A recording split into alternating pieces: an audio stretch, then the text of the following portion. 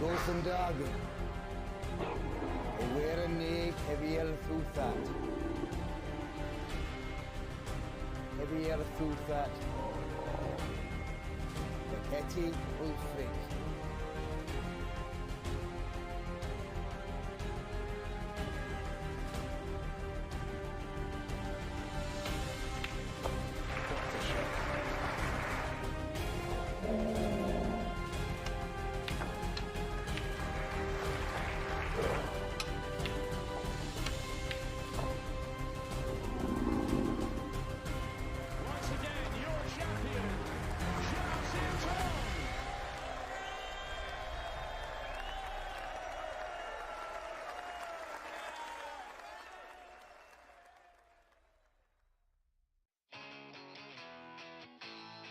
Great sporting events make great stories.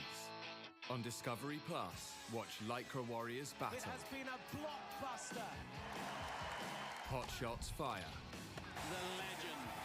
Sharpshooters strike. Ronnie O'Sullivan is in seventh heaven. And thrill seekers zoom. There's live sport for everyone on Discovery Plus. Hello everyone, and a very good morning from Ponds Forge in Sheffield for another day of qualifying at the Cazoo UK Championship. We've got just 3 days left to provide the 16 qualifiers to take on the world's top 16 in York in the final stages starting on Saturday. Zhou Yulong against Michael White will be our feature match here on Table 1 this morning. Of course, we're still getting over the exploits of another White, Jimmy White, last night beating Stephen Maguire. That was such a memorable victory, such a terrific match to watch. I hope you enjoyed it with us. And we're looking forward, as I say, to a big day of snooker. We've got Ding Junhui and Tepchara Nu this afternoon. And tonight, Ricky Walden against Ian Burns. But we start with Zhou Yulong. Of course, he was runner-up recently in the Northern Ireland Open. And Michael White back on the tour and looking very, very dangerous. So these matches are the best of 11 frames. This is to get to Judgment Day. So the final qualifying round played over 2 days, Wednesday and Thursday.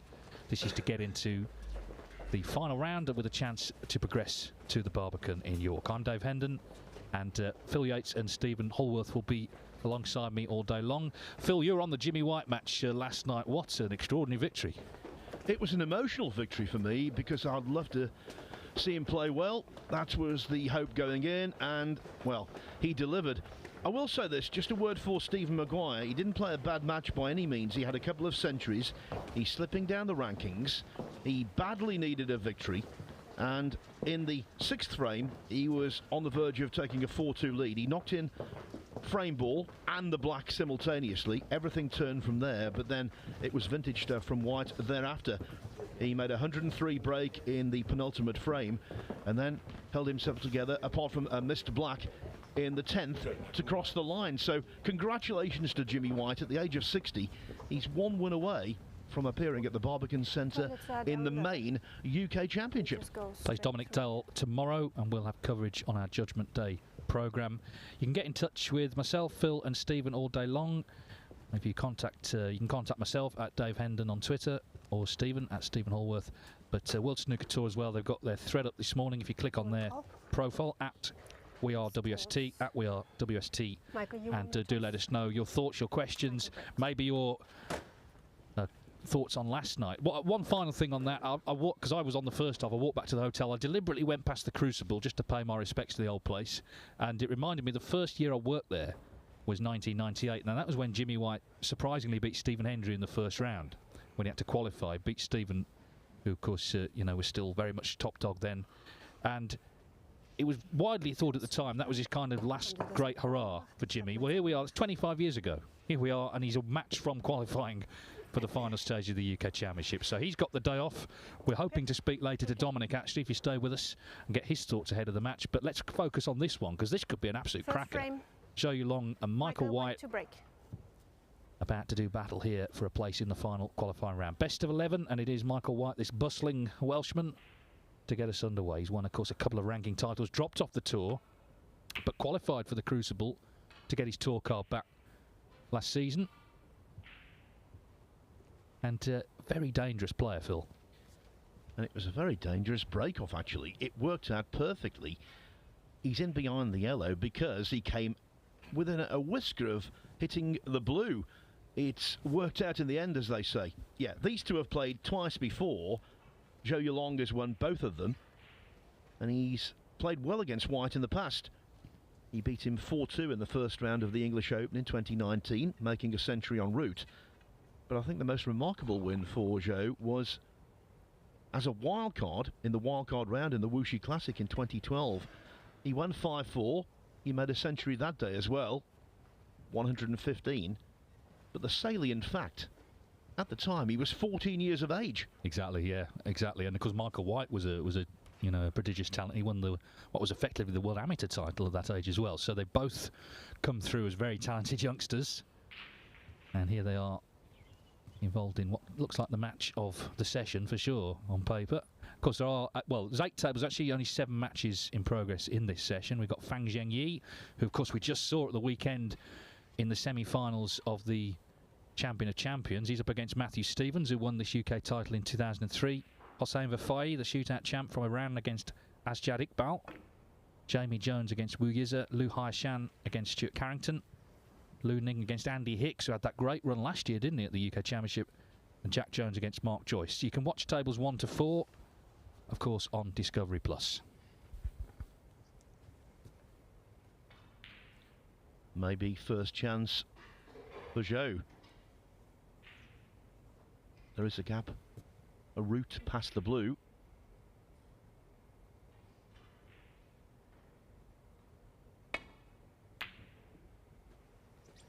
Confident start, and with a green over the pocket. Nice to play the shot to nothing. In this case, a guaranteed shot to something.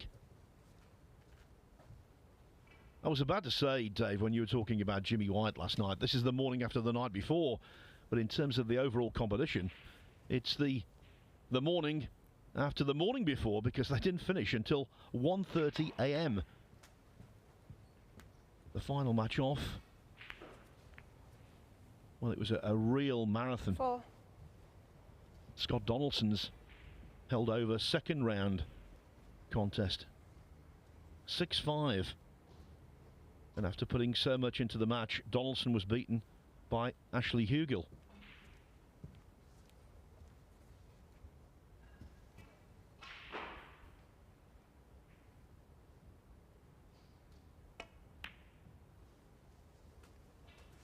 Five. Zhou Yulong is the 3rd highest ranked of the Chinese players on the tour, and that in itself is an accomplishment. Only Zhao Zintong, the defending UK champion, and Yan Bingtao find themselves higher in the rankings than him.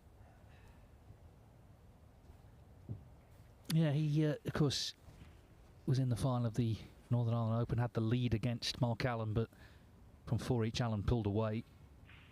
There was a feeling that Zhou slightly missed the boat in that opening session 11. when he was in front.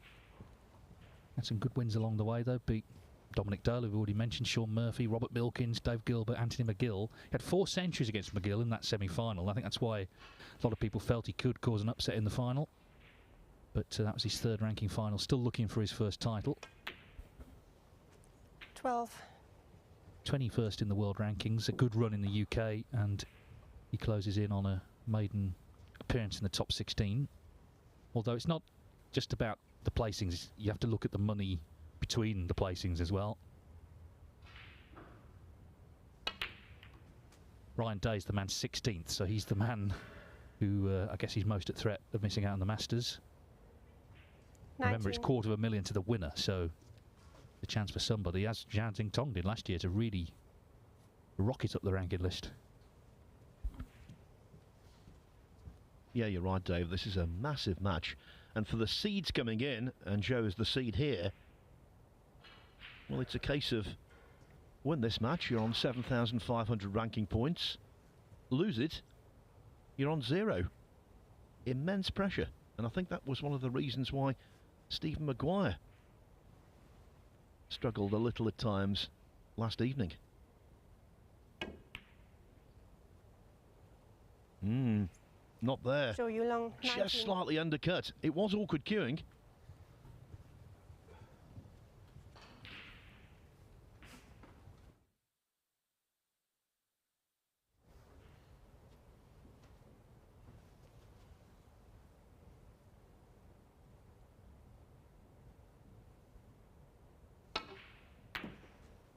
1. You saw his little reaction there, just didn't quite get the white away as intended, so a little bit of pressure on this black early in the match. He's had a couple of centuries already in qualifying. He's certainly played in his Michael White, having won his 2 matches already.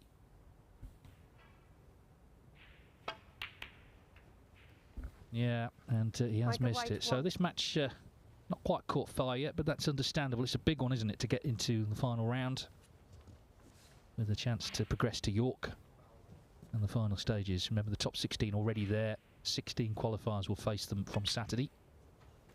1.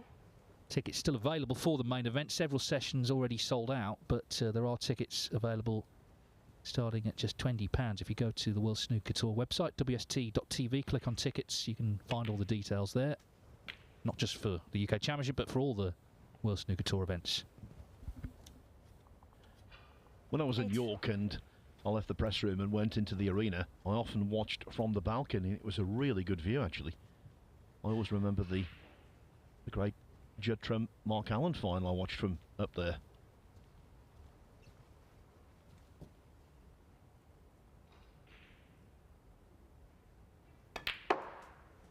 Nine. Dave was quite right to say Zhou Yulong is an outsider for possible Masters inclusion. But in terms of the Players Series, he's looking really good.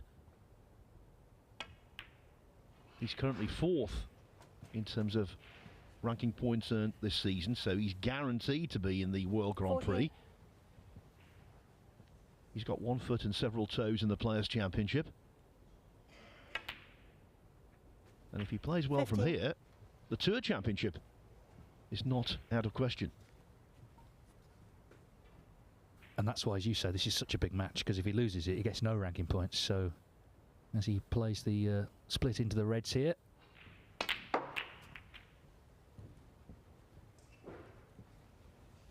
Now, is he still on one to the right, to the left corner? That's what he's looking at. 20.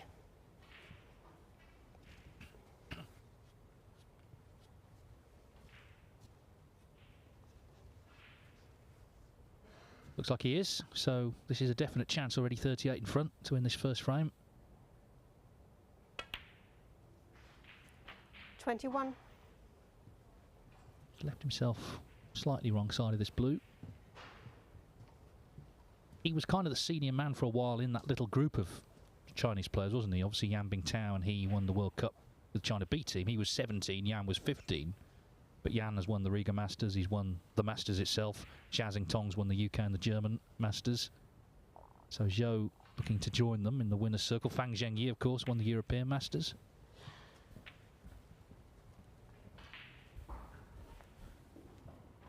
Zhou Yulong held in very high 26. regard by a snooker pundit who I hold in the highest regard. Neil Folds, he's been saying for many a year how he rates him. 27. Maybe not on the pink, but the black's available.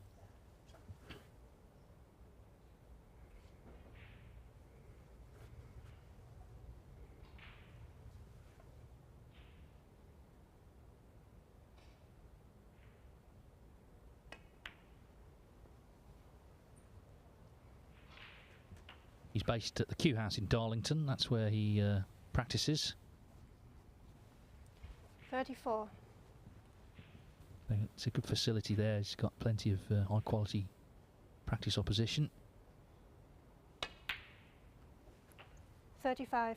And this frame, you feel, is very soon going to be over. So they both had a chance at the start, but Zhou Yulong, once he got the reds into play, just a question of keeping things as simple as possible.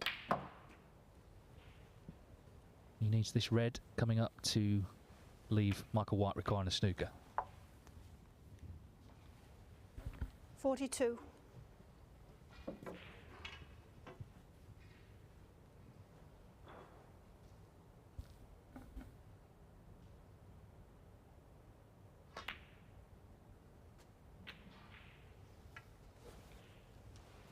$43.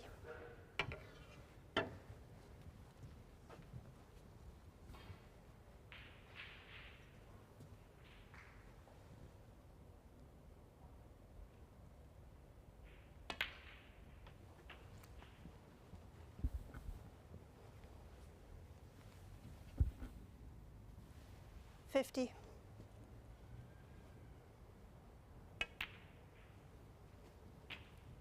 $51. Michael White's had 2 matches already, but this is Zhou's first, so it's a nice chance now the frame's won, just to try and clear these and really settle in to conditions. Lovely arena, actually. Playing conditions yesterday were excellent. Were 19 centuries yesterday. It's a lot of centuries, isn't it? You know, in qualifying, where often you associate players being a little bit kind of scrappy. Well, not a bit of it. 58. I mean, there were some matches that got dragged out, but overall the quality was very high.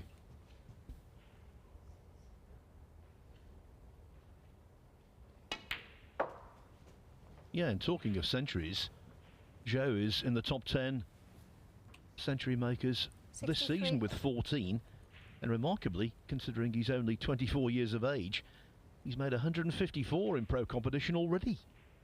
That's a high number indeed.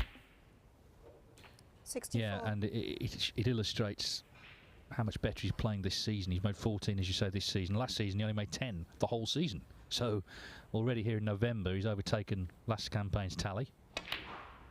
4 he made, as I mentioned, against McGill in that wonderful performance in that semi-final in Belfast. 70. Could be another here.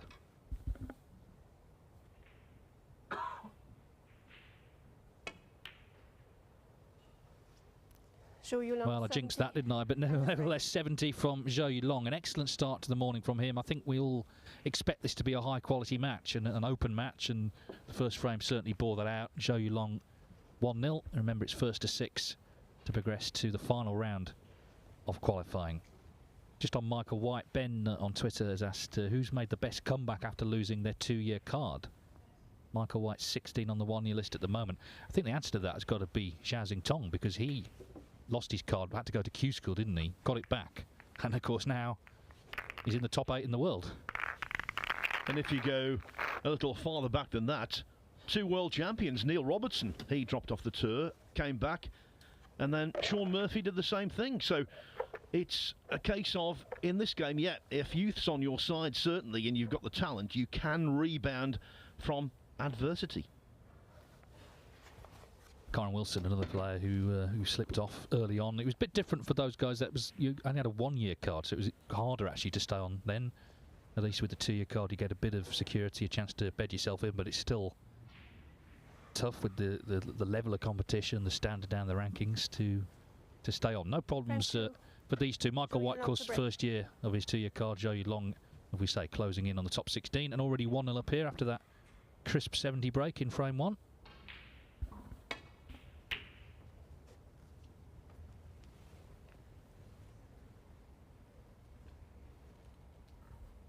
I think when White dropped off the tour for a while, it was a reality check for many players. They thought, well, hold on a minute.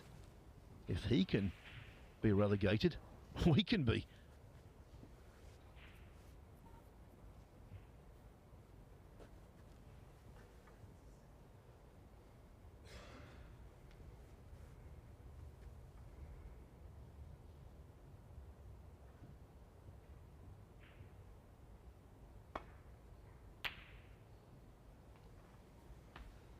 That was so close.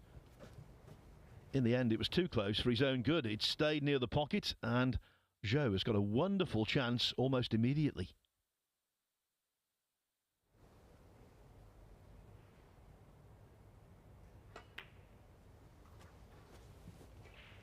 One.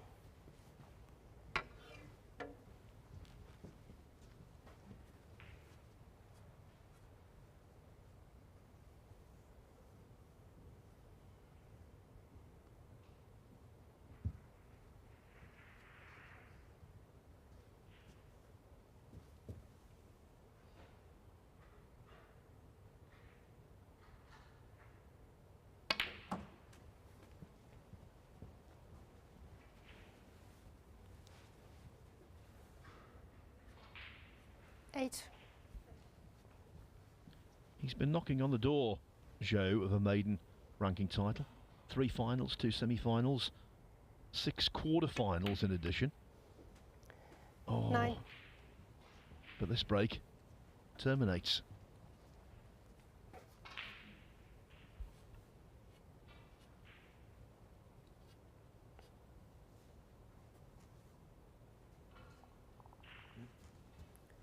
Yellow ball.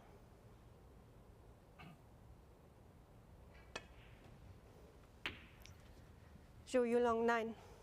Actually, Zhou Yulong's biggest individual payday came in the UK Championship in 2020. Got to the semi-finals. Was beaten by Neil Robertson, the eventual champion.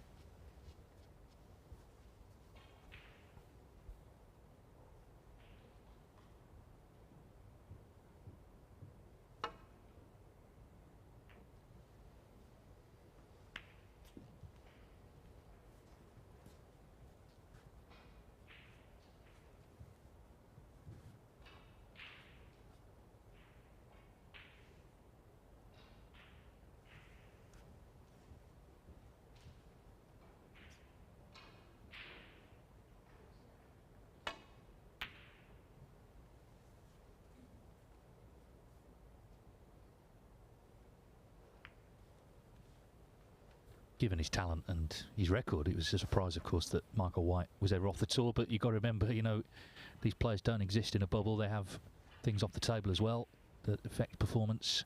He seems in a better place now. He had that run to the Crucible. Great to see him back on the tour, and he's very dangerous, I think, with it being the first year of his card. Not a player that I think anyone really wants to come up against.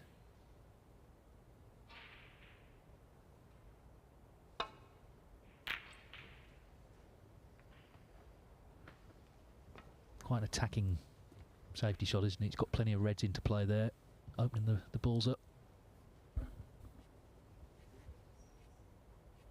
Just a reminder, this is the penultimate qualifying round, so this is to get to Judgment Day. Well, there's 2 Judgment Days, final round of qualifying.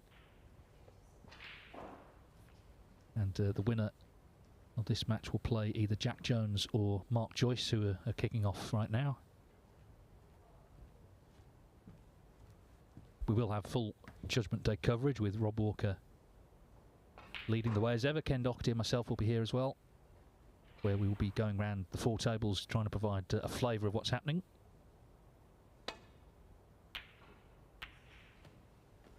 Well, Michael White's ploy has worked there, because he played a good safety opening the reds up, and straight away a mistake from Zhou Yulong.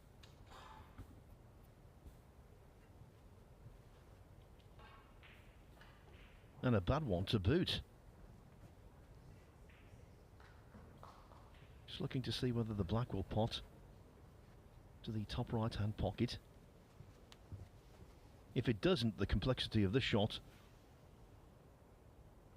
is considerable. Oh no, it goes. That's no problem. 1.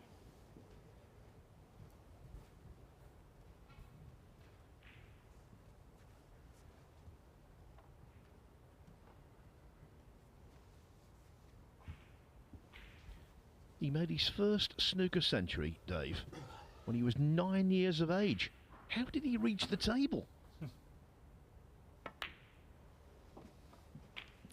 Well, it's interesting that Michael White, I think, where he came from in Neath, because he went to the same school as 2 other players who, well, one is off the tour now, Daniel Wells, the other Jamie Jones. So they all went to the same school. So there's something about that little area in South Wales. 9.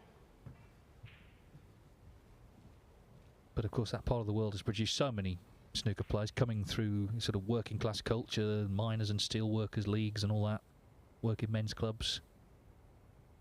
Part of the bloodstream of that part of the UK. But that's one thing, of course. It doesn't mean you'll be good at it. 14. He's clearly got something, natural talent, but also all the practice he's put in, and also coming back from some of the knocks he's taken.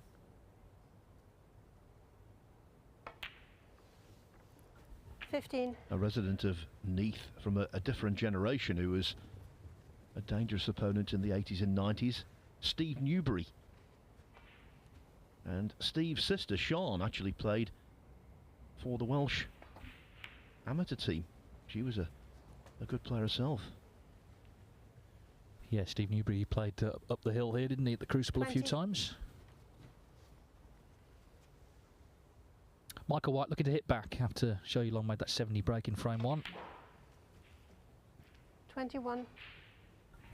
That wasn't his fault. That was a massive bounce off that side cushion. Hence the head shake. Befuddled.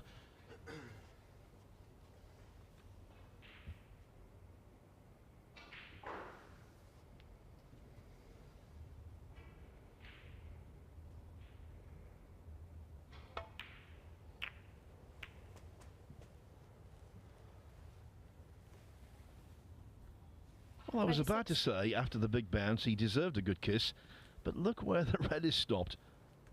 Tantalisingly near the pocket. But you could never say it was easy. Might not even be available.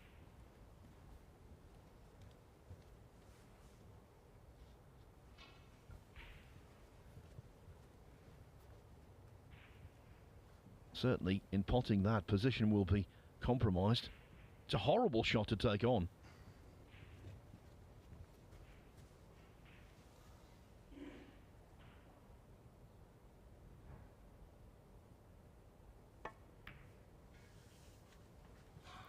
I think he took that one on Dave 26. out of wishful thinking. Yeah, and the problem is that was always going to happen, wasn't it? He was going to leave it where it is if he missed it. So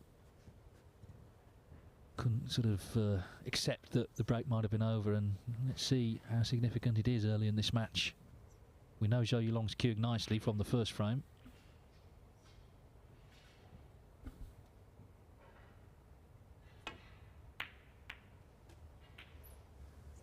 One. Well, that's worked an absolute dream. So this is a definite opportunity for the world number 21. That kind of shot, Dave, was at the Mark Selby playbook. Inventive. I feel like we keep saying the same thing, but he's another player, isn't he? If you're in the top 16, you don't want to draw. Going to be some, 6. potentially some very, very dangerous qualifiers coming through. We say this at the Crucible. Of course, slightly different with factoring in the Crucible and its unique atmosphere, but same thing applies. We've got people who've been playing all week coming in against the top 16 who haven't been. 7. The powers that be wanted the UK Championship revitalised, and with this structure, which is definitely the way forward, I think it will be. I think it's going to be terrific in York next week. Yes, flat draws have their place, but I think for this tournament, the way they've gone about things is spot on.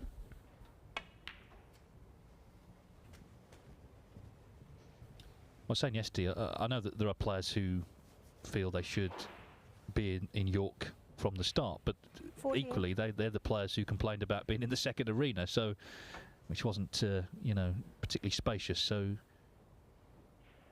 I think in general this format probably has got the 15. thumbs up, because players apart from round 1 are guaranteed prize money for a start, which you're not normally, and also you're not playing Ronnie O'Sullivan or Neil Robertson or Mark Selby in round 1.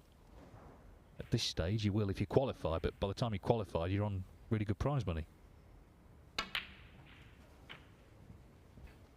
Yeah, and it's also not about individual wishes, it's about collective benefit, and 22. I think the tournament will benefit overall immensely. Well, Zhou Yulong may benefit from that rather rash shot that Michael White played. And these are the moments, even though it's early on, that feel psychologically significant. This was the attempt. He was a little frustrated, I think, having played the split, that the red finished where it did. He had to be so accurate. Such a thin cut on that red. And, of course, leaving it in the jaws was inviting Zhou in to take control. 23. By the way, thank you to everyone who tuned in yesterday. We had big numbers watching, and all your comments and questions, and we will have a competition question coming up to win a signed UK programme, so that will be coming up in due course this morning. Do stay with us. We're hoping also to speak to Dominic Dale about his match with Jimmy tomorrow, and there'll be more guests later on as well. Remember, you can contact us on Twitter at WeAreWST, at WeAreWST.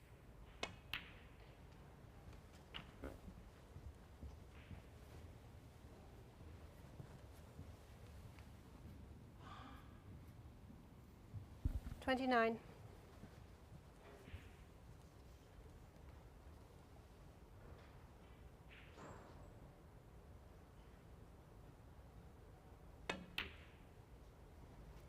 $30.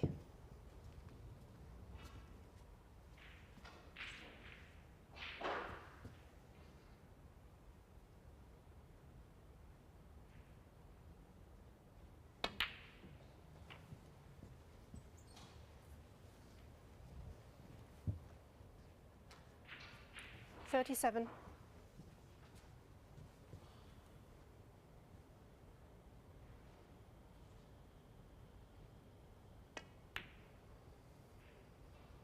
$38.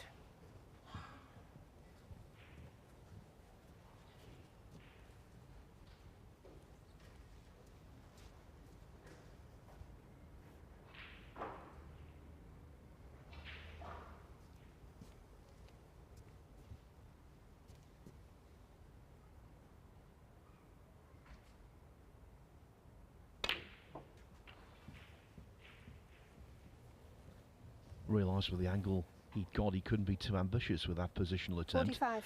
Wanted to be straighter on this red though. This is missable.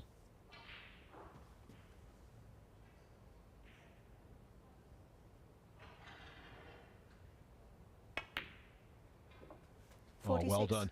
Now it's in. Big favourite to take a 2-0 lead.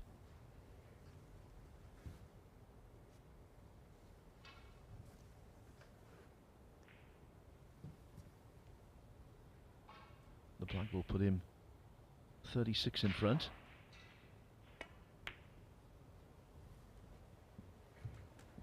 So consequently, this red to middle is frame ball. 53.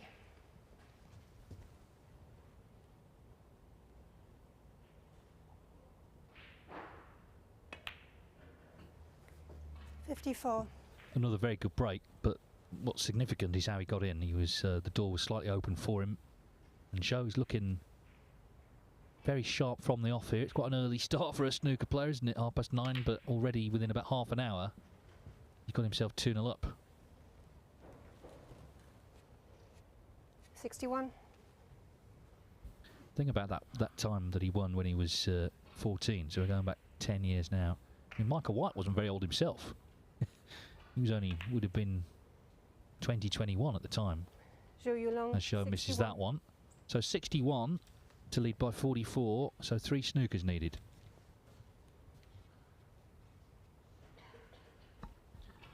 But he's in that zone, isn't he, where he could get 1 snooker plus an 8-point free ball.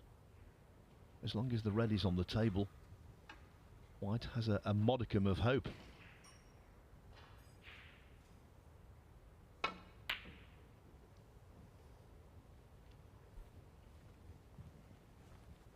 Not with shots like that, though.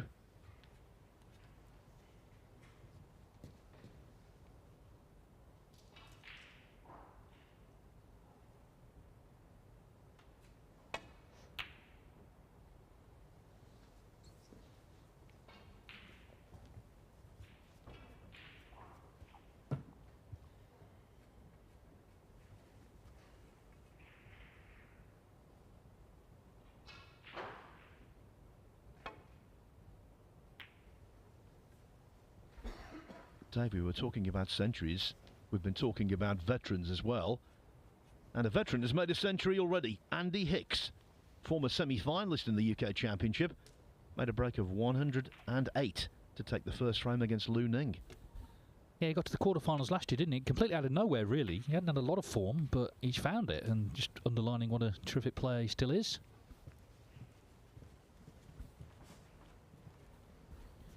Now this youngster is not a veteran. He's right at the start of his career, but Wu Yize from China is a real prospect. Alan McManus thinks he's a great player, and if Alan says that, he must be. He's 2-0 up on Jamie Jones already with breaks of 71 and 113.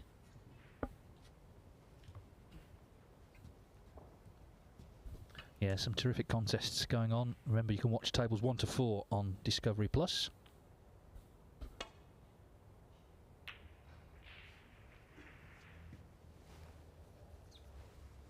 And also, if you want to come to Judgment Day, you can watch it with us, but if you want to come and experience it in the flesh, as it were, tickets are still available from just £10 here at Ponds Forge. Again, go to WST.tv, click on tickets, WST.tv, click on tickets, and be part of the action and come and see Jimmy White against Dominic Dale, amongst others. Now then, there's a former UK champion, John Virgo. One of his catchphrases is "there's always a gap," but is there in this case? I don't think there is. Still fancy him to hit this, but doesn't want to leave a free ball, so don't hit it too hard is the key. That's why he's playing it softly, and he has hit it. When the red's still on, there's just that little bit of anxiety, as Phil says, with the free ball possible.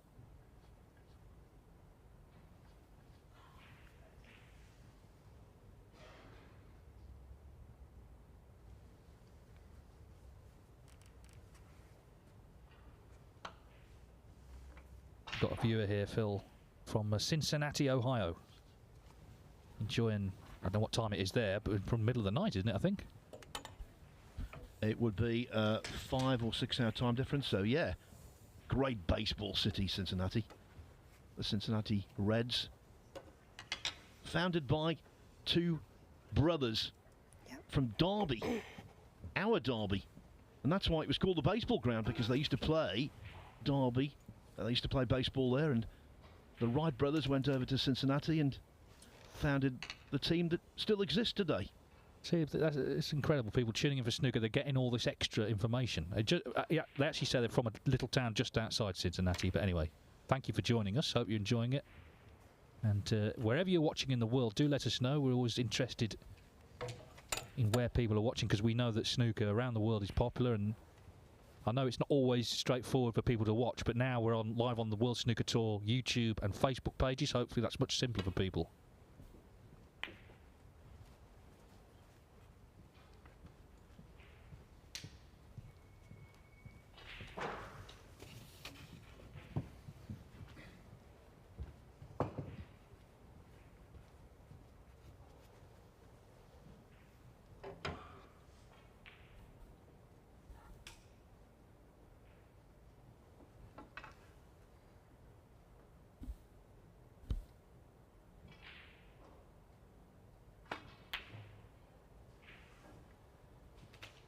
One final thing about Cincinnati, there's a great theme park there called Kings Island, and it has many roller coasters. Roller coaster, word association, the career of Michael White, and it's been ups and downs, and this frame could be a microcosm of that. He's still in with a chance. Foul. Well, there's the first Michael of them. White 4. So 2 more needed. Yeah, and this could, I mean, we saw a potential turning point in the frame, obviously, when Michael White left the red on that initiated the 61 from Zhou Long, but we could see this turn again.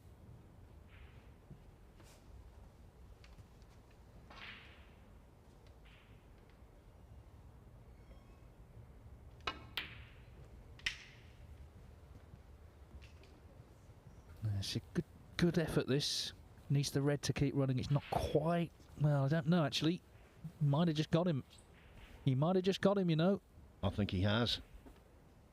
Yeah, so suddenly, the heart rate quickening a bit for Zhou Long. If he misses this one, then Michael White only needs 1 snooker. Shouldn't be a free ball, but he wants to hit the red, first and foremost. Wow. So, Foul. it's on now, isn't it? Michael Just White 1 4. snooker needed, and this is why it's always worth playing on. You see some players just concede, but make the player earn the frame, and Zhou Long hasn't won it yet. 36 in it, 35 on.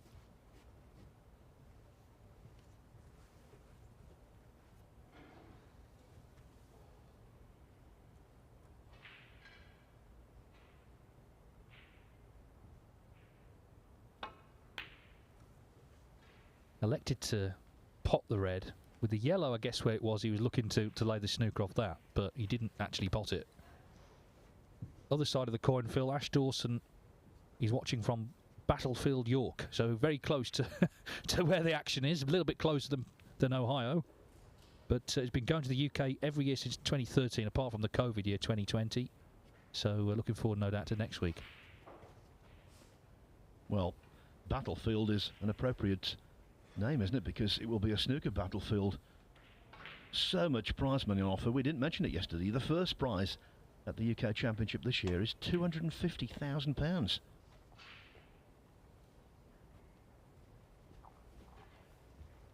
Yeah, it's a record first prize for this tournament. And there's been a genuine effort made to upgrade the UK Championship and restore it really to former glories. It was always known as the second biggest tournament in the sport. The Masters, I think in a lot of people's minds, is overtaking it, but the UK this year I think will be very special actually, and as a fan experience as well, because there's a fan zone, a catering village as well at the Barbican, so there'll be more for spectators to do as well. Well, he sort of lost the initiative here, hasn't he? He might find himself in a snooker now, Michael White, and he's the one who needs one.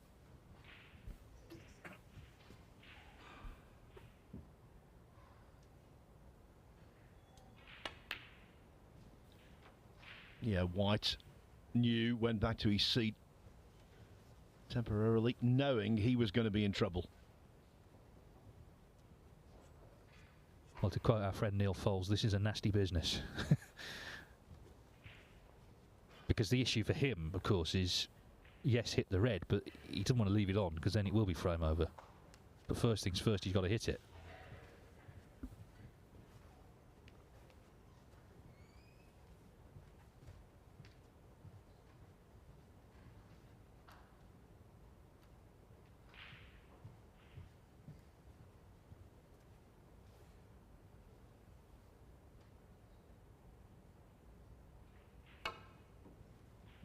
Good hit.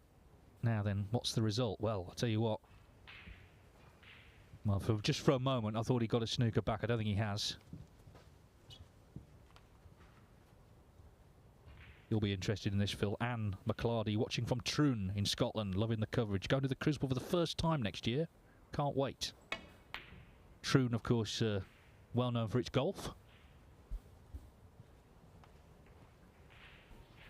One of my proudest moments, I went into the clubhouse in Royal Troon a few years ago. We were up for a Premier League snooker match, and after the game on the Thursday night, we went over to Troon, because I've got a very sad habit. I collect golf scorecards, and we went into the clubhouse, and I said a couple of sentences, and the professional recognised my voice.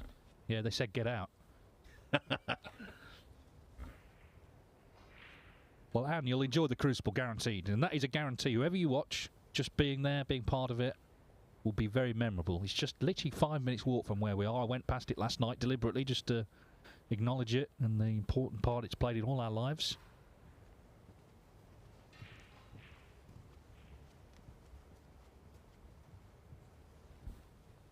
But I'm very envious if you live in Troon. It's a lovely place.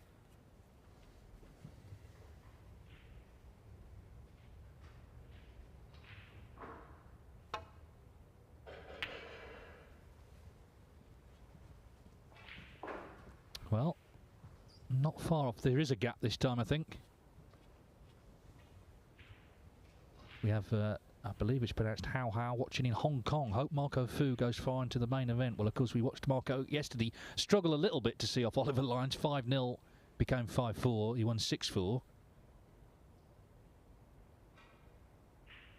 But thanks for tuning in. And yeah, great to see Marco back on tour, isn't it?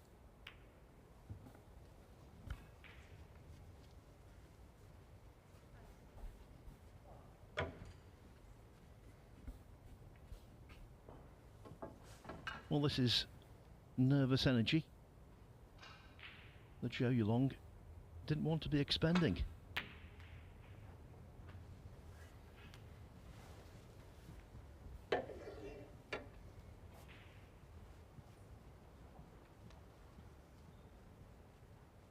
Yeah, and there's some nasty spots, aren't there, for snookers when you look on the table. You know, this is this frame is still in the balance, really. There's only one needed. Michael White needed 3 at one point.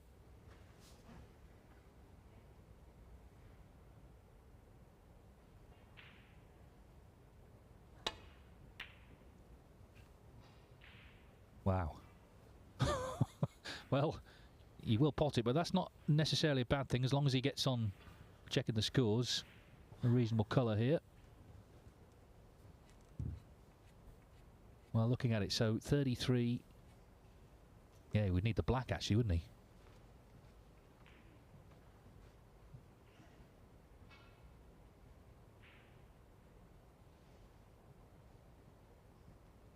The red deep in the jaws of the pocket.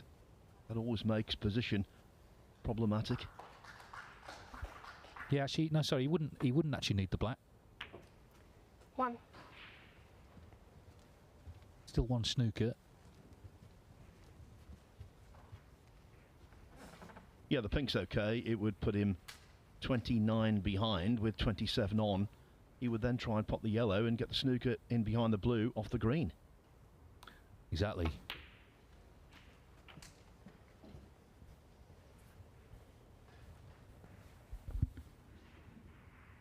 Seven.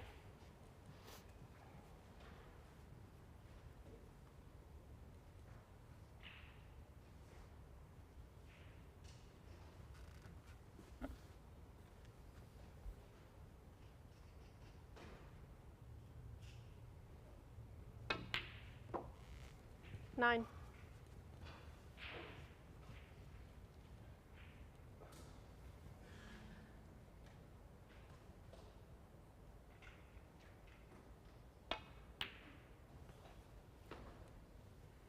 Michael White. That 9. really was a poor shot. He mistimed that completely. The cue ball should have been welded in behind the blue. That could have posed a real headache. Zhou Yulong will be mightily relieved about that.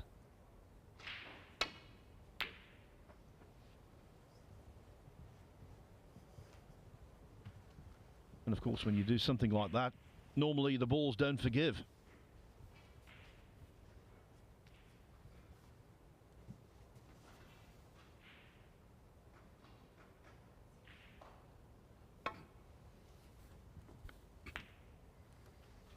Well, it's just a question of whether he's left this on, and he has. So it's looking like it's going to be Zhou Yulong's frame after all. He had to earn it though, so he's been forced to dig in here. Michael White needed 3 snookers. He got 2. 3. But Zhou Yulong's made a good start nonetheless. Breaks to 70 and 61.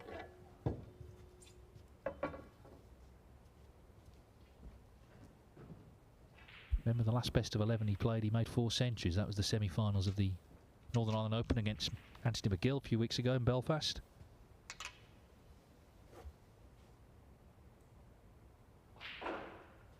Won the match 6-4. It's high quality. Lost 9-4 to Mark Allen 7. in the final, having led 4-1.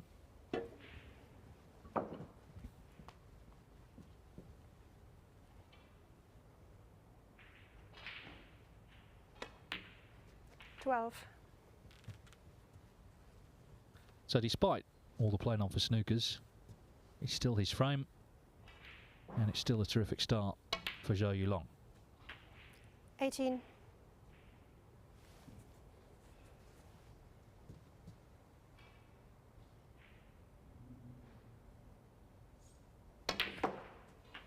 Yeah, nicely done.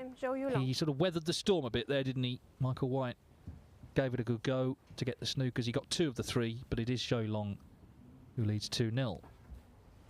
We've had a message from Don, who's watching in Utrecht in the Netherlands.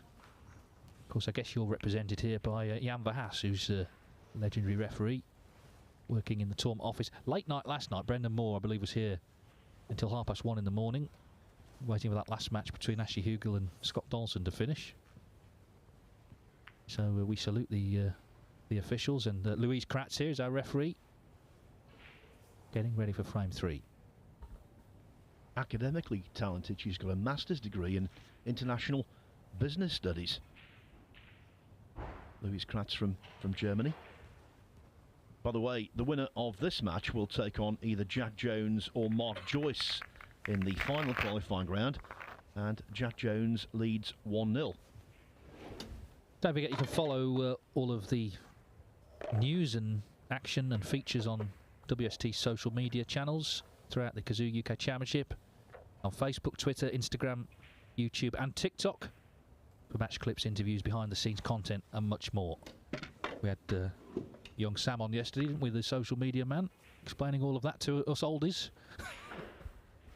Yes, Sam Fletcher's been very, very helpful to us, and he is one of the reasons why this operation so far has been, well, quite smooth. Well, indeed, we came in yesterday, didn't we? It's very dark in our booth, and I sort of jokingly said, because he lives in Sheffield, I jokingly said, "Oh, go and get us a lamp from your place." He did. So, can't argue with that. Some other score lines for you. Lu Hao Shan is taking on Stuart Carrington. Lou has taken the opening frame there. I thought it was an interesting match. Matthew Stevens, former UK champion, against Fan Zhengyi. And it's Stevens who's having the better go of it so far. Stevens leading 2-0 with breaks of 62, then 67. Fan Zhengyi really is an enigma. Semi-finalist, as Dave said, in the Champion of Champions last week. Quarter-finalist in last season's German Masters. He won the European Masters, but apart from that, he's only ever been, in 4 years as a professional, in one of the last 32. He can clearly play, can't he? That's the point. But it seems he has to be up against a real top name on television to do it. So he's got to work that out. It's usually the opposite, isn't it? It's usually players freeze in that environment. He doesn't seem to. Anyway, we'll keep you in touch with the other scores. You can watch tables 1 to 4, of course, on Discovery Plus. But here, Michael White will feel now he needs to get involved in this match. He's had a few chances in both frames, but nothing doing yet.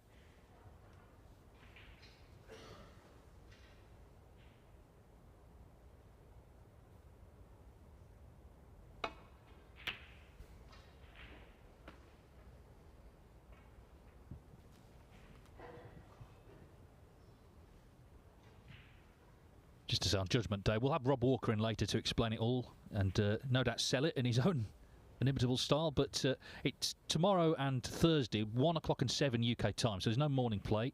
4 tables in action, and we'll be across them all. Ken Doherty will be here as well. The draw scheduled for Thursday between sessions. There'll be a couple of either-ors, but we will know by the end of play who's playing who.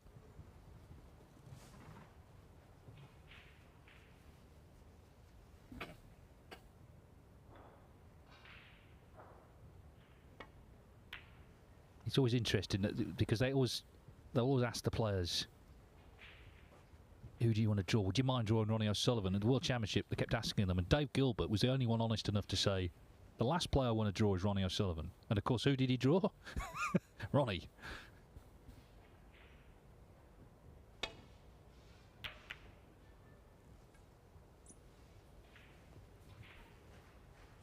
One other score to give you. Hossein Vafai of Iran has taken a 2-0 lead over Asjad Iqbal from Pakistan.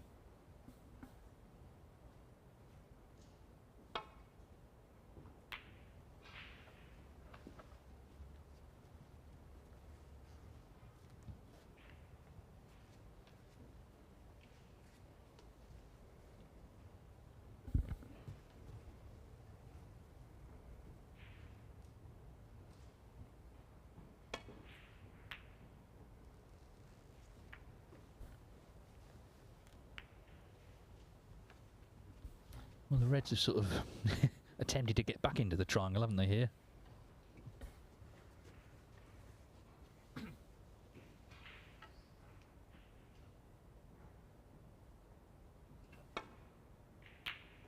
I think in terms of the final stages, the York Barbican, it's similar in a way to Alexandra Palace in London. It's become, I think, a very authentic new home of the tournament. For years, Preston Guildhall was what you thought of for the UK Championship. It went to a few other places as well, but it's now settled firmly in York. And the same with the Masters, of course. It was at Wembley Conference Centre. Wasn't quite as good at the arena at Wembley, but Alexandra Palace now, well, we saw the atmosphere this year. It was incredible. So it's great that I think we have these fixed points where people can associate a tournament with a venue, and a good venue as well. And York is a lovely city. You never hear anyone complain about going there. In fact, Ronnie O'Sullivan was saying he's going to be there Friday. He's not playing till Monday, but he just likes the place. Yeah, when we left the Preston Guildhall, we went to a couple of actually successful venues. Bournemouth on the south coast of England and Telford in the West Midlands. we had good crowds. It was a good atmosphere. But you're right, York is now established.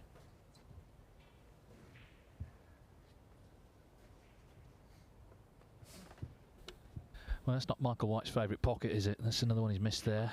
And just struggling really to get in this match.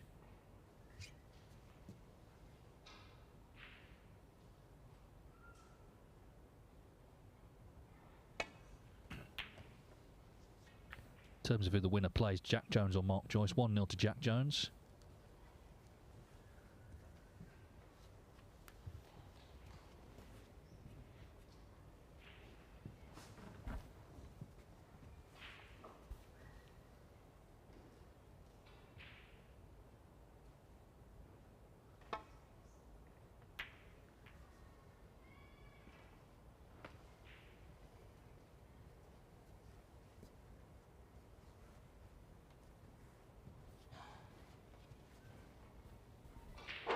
Really important frame this for Michael White. He can't afford to allow Zhou Yulong to get away.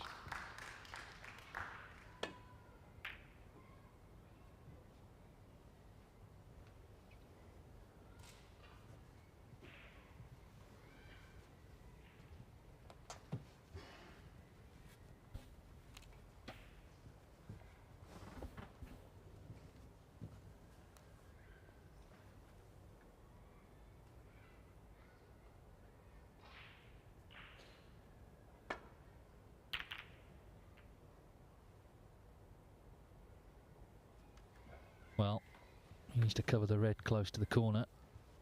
Appears he's done that. Good cue ball, actually.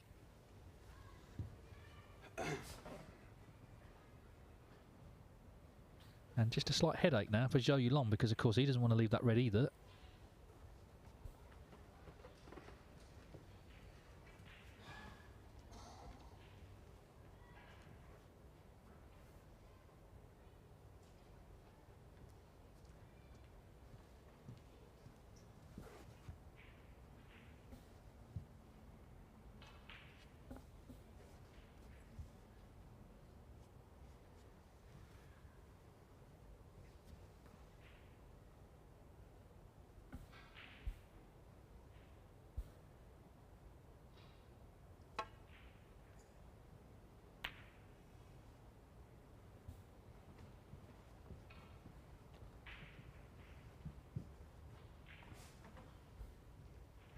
Well, he couldn't wish for too much there, Zhou. If he's left Michael White a tough opener, that's a result.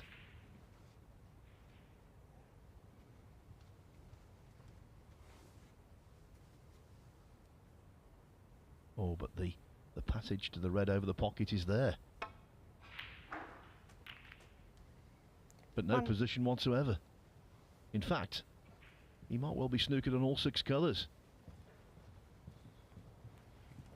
Yeah, and again, the concern here will be the red furthest left is close to that pocket. He's got to cover that, but I mean, firstly, you've got to hit a colour.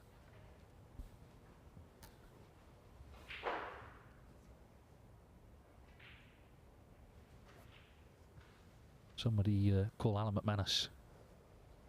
If you can get him behind the baulk colour, you know, put Zhou Yulong in trouble, but obviously got to be very precise.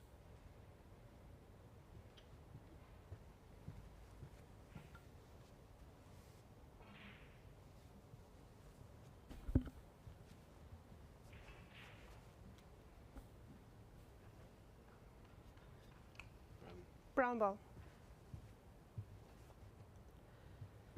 So he's nominated Brown.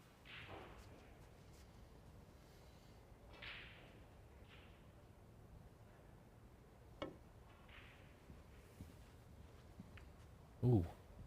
Well, that's very unlucky, isn't it? That's very unlucky. He's hit it. But he's hit it so thin, he's gone in off. The whole exchange was against White there, wasn't it? First the self-imposed snooker, then a cruel in off.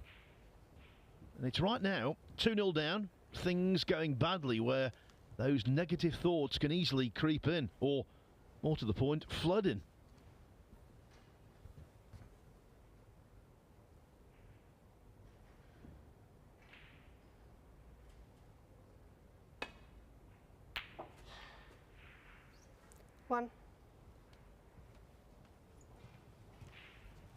Well, no position for Zhou Yulong either, but at least he can see a colour.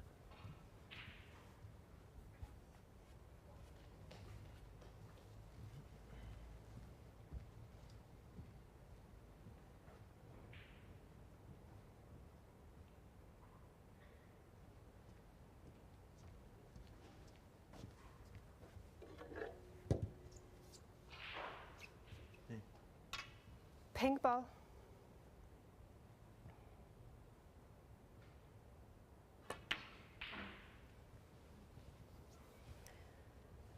Zhou Yulong 1. That was both clever and potentially profitable. Opening up blue and pink helps if he gets a scoring chance. And look where the cue ball is.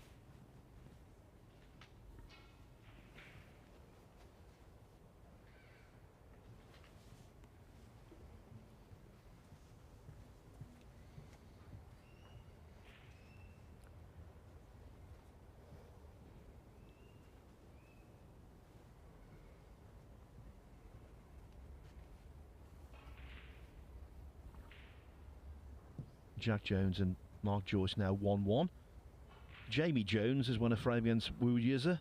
Jones trails 2-1.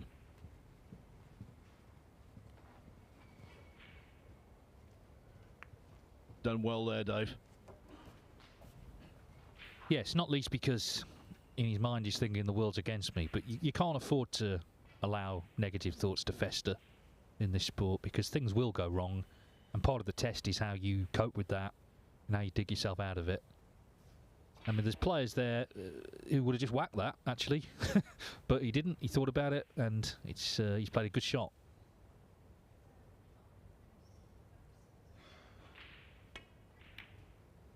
But the ball colours are in evil positions, aren't they, for snookers? And he hasn't quite got one there, but it's a nasty little spot where they are.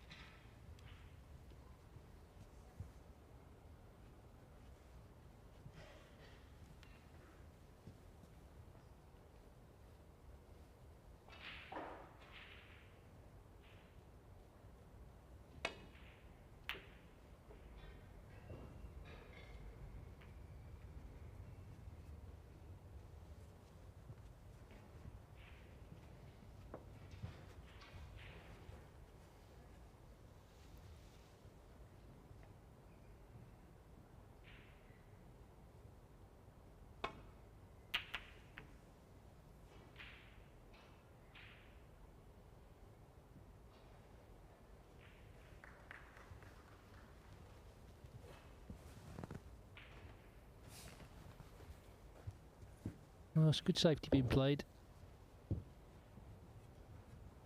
And Zhou Yulong knows Michael White at the moment. Really, he's looking a relatively easy starter just to get his Q arm going. Be determined not to allow that to happen.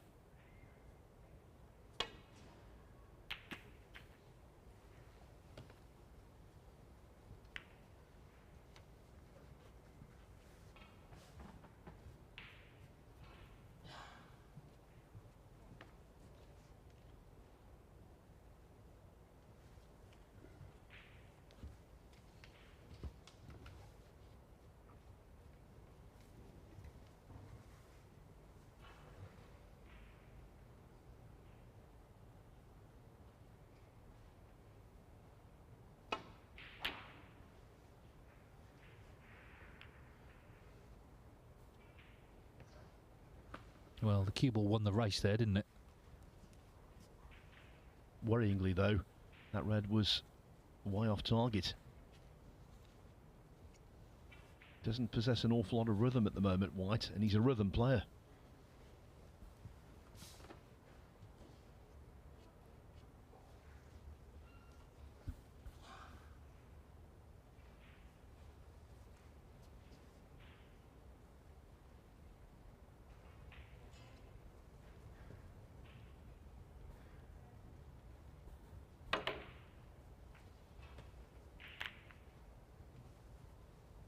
have been a spot of bother here. White was actually outstanding in the scoring department in his first match against Jake Crofts. He won 6-0, breaks of 87, 65, 107, 72 and 70 in the same frame, and then 69 to clinch. Poor old Jake. He scored 40 points in the entire match. The only good news about that is he's from Sheffield, so it wouldn't have been too far to go home, but yeah, a bit of a schooling. And this frame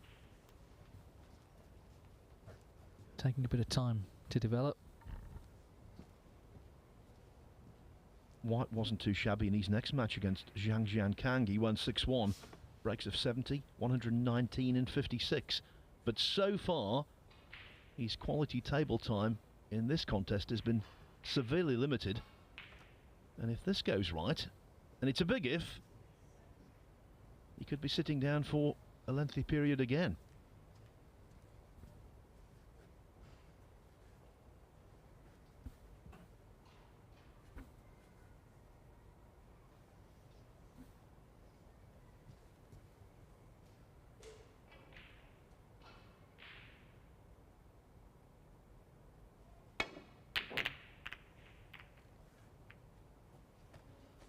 Well, it's gone about as wrong as it could from Zhou Yulong's perspective. So this is the chance Michael White's been looking for.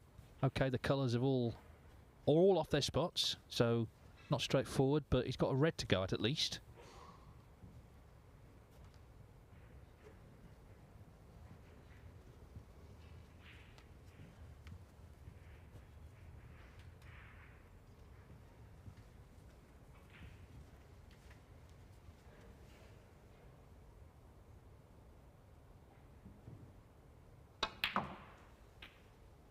One.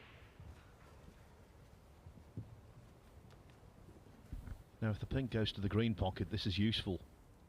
I think reds are on top of the pink spot, so it would go on the black spot. And that helps matters, having a high value colour at the business end.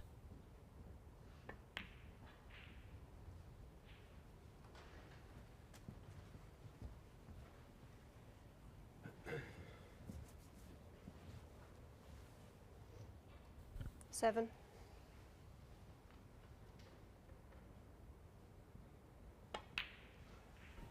Eight. Another box ticked, getting the blue back on its spot.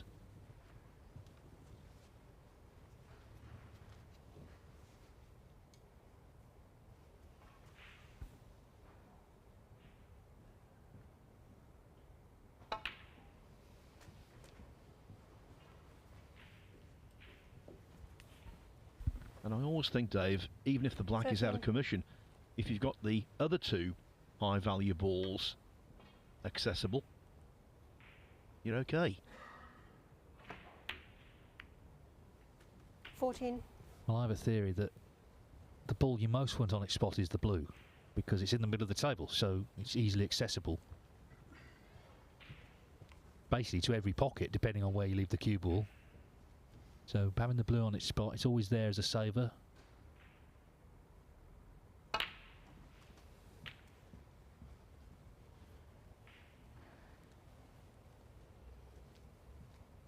$20.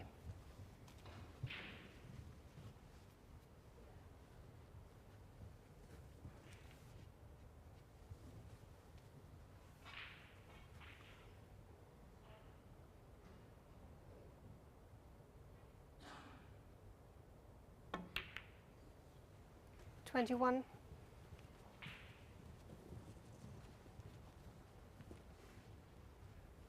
Got this great sort of bustling star around the table, hasn't he?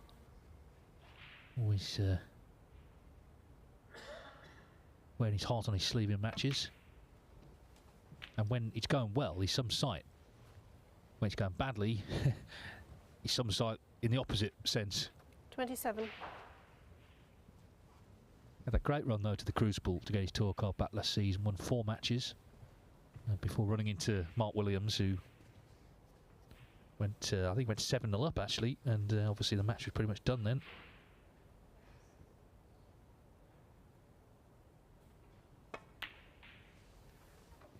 $28. Yes, Williams in his first 2 matches at the World Championship this year against White and then against Jackson Page, he was sensational. That's no exaggeration. He was simply brilliant.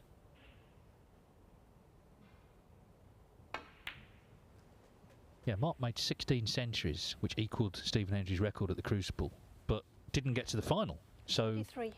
had he made it into the final, I'm sure he would have made more. He's a twice UK champion. 34.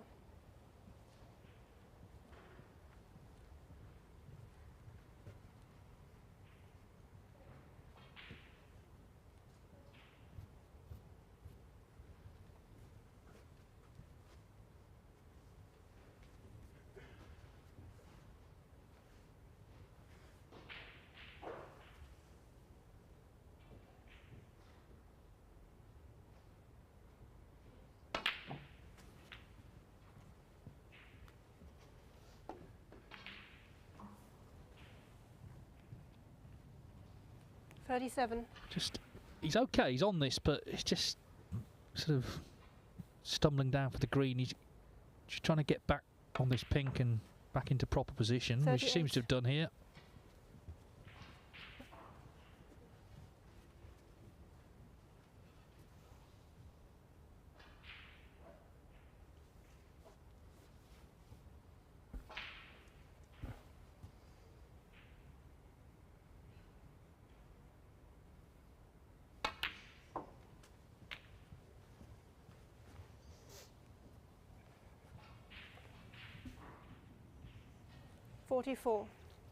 Contemplated the tougher red down the side cushion, but he doesn't need that.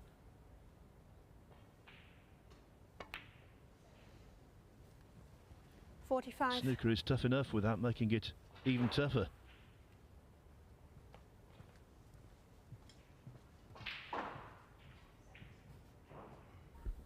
I'm not saying he wouldn't have potted that red, but the one to middle was undoubtedly easier.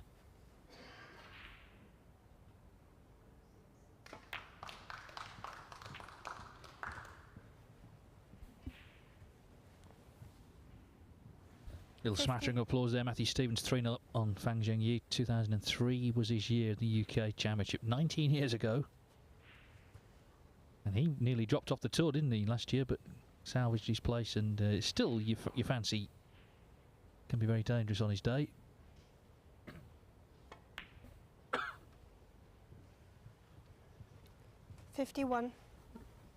Dropped the shoulder on that one. I thought it might be heading towards the near jaw, but it went in as sweet as you like.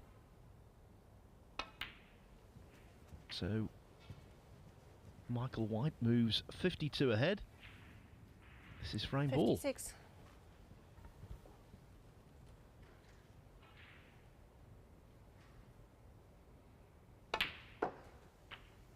57.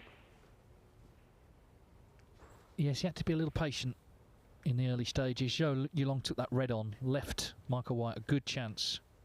He got the big colours back on their spots, blue and pink that is, and has just kept it going. But we saw what happened in the last frame. Of course, he needed 3 snookers, he got 2. This isn't quite done yet.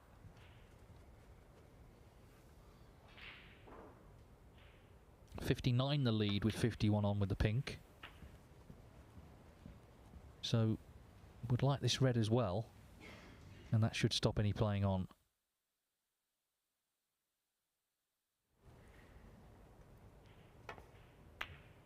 It's that pocket again, isn't it? He seems, he seems to have struggled there, but with the black tied up as it is, you know, it's not an easy task this. He needs to get the black and the reds into play really here, without leaving one of them on.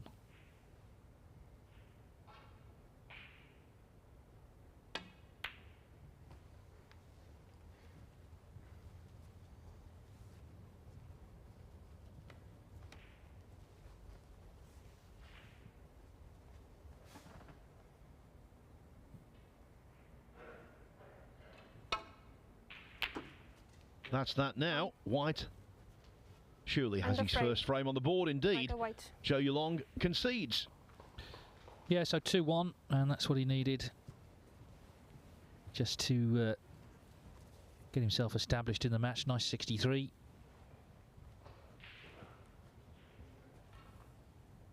Of course, it's not just tickets available for the UK Championship, the Home Nations Series, the Players Series events coming up. We've got 3 more Home Nations events, the Scottish, English and Welsh Opens in Edinburgh, Brentwood and Llandudno respectively. Tickets from just £10. All the big names play on the opening day. It's a really hit the ground running kind of affair on that opening day. All the top 16 players come in, so check out WST.TV, go on the tickets page. Same for the Players Series. The World Grand Prix returns to Cheltenham. The Players Championship will be in Wolverhampton. Tour Championship for the first time in Hull. Tickets for all 3 events on sale now. Again, it's WST.TV. Click on tickets. Good start this morning for Andy Hicks. 2-0 up on Lu Ning. Dave mentioned the fact that there's only 7 tables in operation at the moment. That's because one of the scheduled matches isn't being played. Robbie Williams had a walkover against the suspended Liang Wenbo. So Robbie Williams will take on either Hossein Vafai or Asjad Iqbal in the final qualifying round. You would assume, based on what they've done so far in their careers, it would be Vafai, and he's leading 3-0. So the form book is being franked over on table 3. Now, we haven't forgotten the competition, have we, Dave? We're going to give the question in frame 5, and we'll let you know who has won the signed UK Championship programme towards the end of the match. Yeah, we've got frame 4. Then we're going to show you a little magic moment from UK Championships past. Then we're going to speak to Dominic Dale.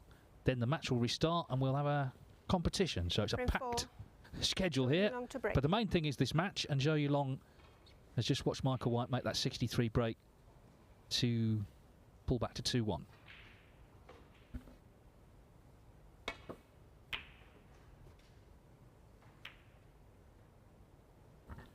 Now that's a cardinal sin. Anytime you hit the blue with a safety shot, it's bad enough, but off the break off, no excuses.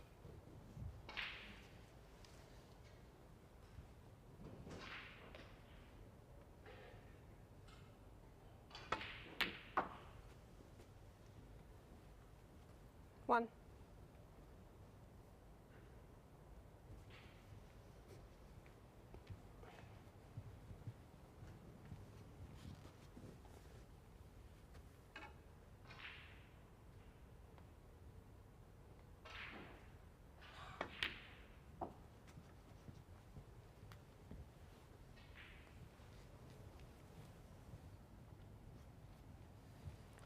Five.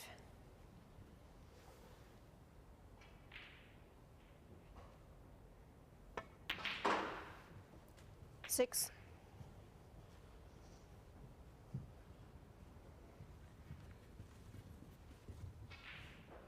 Well, yesterday on this main table, every match was competitive. 2 6-4s and a 6-5. And the pattern 13. might well be repeated. 14.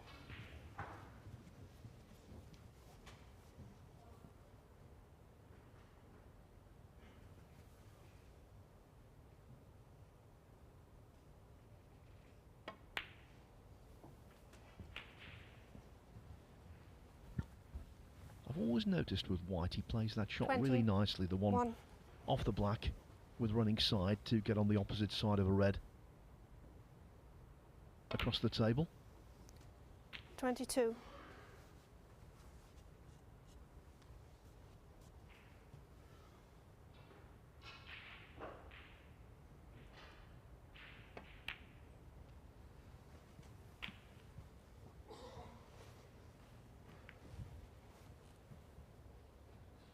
$29.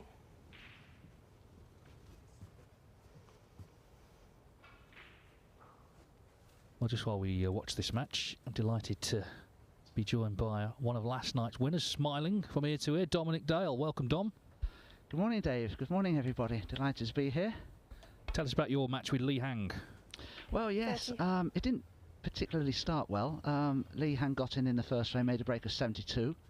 A struggle, but managed to eke out victory in the second frame on the colours for 1-all, and then poor break off in the third frame, made 140 total clearance from it, so that didn't look good at the time for me. I was 2-1 behind, badly needed to draw level at the interval at 2-all, and I managed to do so with victory on the blue, I think it was, at 2-all. But he came out the blocks very quickly after the interval, Lee Han, and quickly established a 4-2 lead. I was in trouble, and somehow I found my A game. I've been struggling with my form for quite a while. Managed to make a break of 121, followed by 95, so that was 4-all, and that seemed to apply a little bit of pressure, I think, to Lee Han, and he struggled thereafter. He made a few mistakes, and I managed to win the next two, to win 6-4 in the end. I was rather surprised.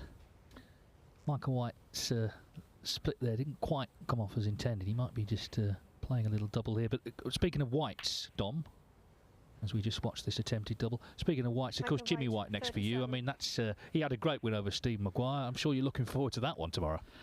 Well, I'm sure Jimmy won't mind me saying I prefer to play him than Steve Maguire, of course. And I know Stephen's had a lot of issues with cues. He's chopped and changed, and he's gone back to Ash. He's been using Maple for quite a while.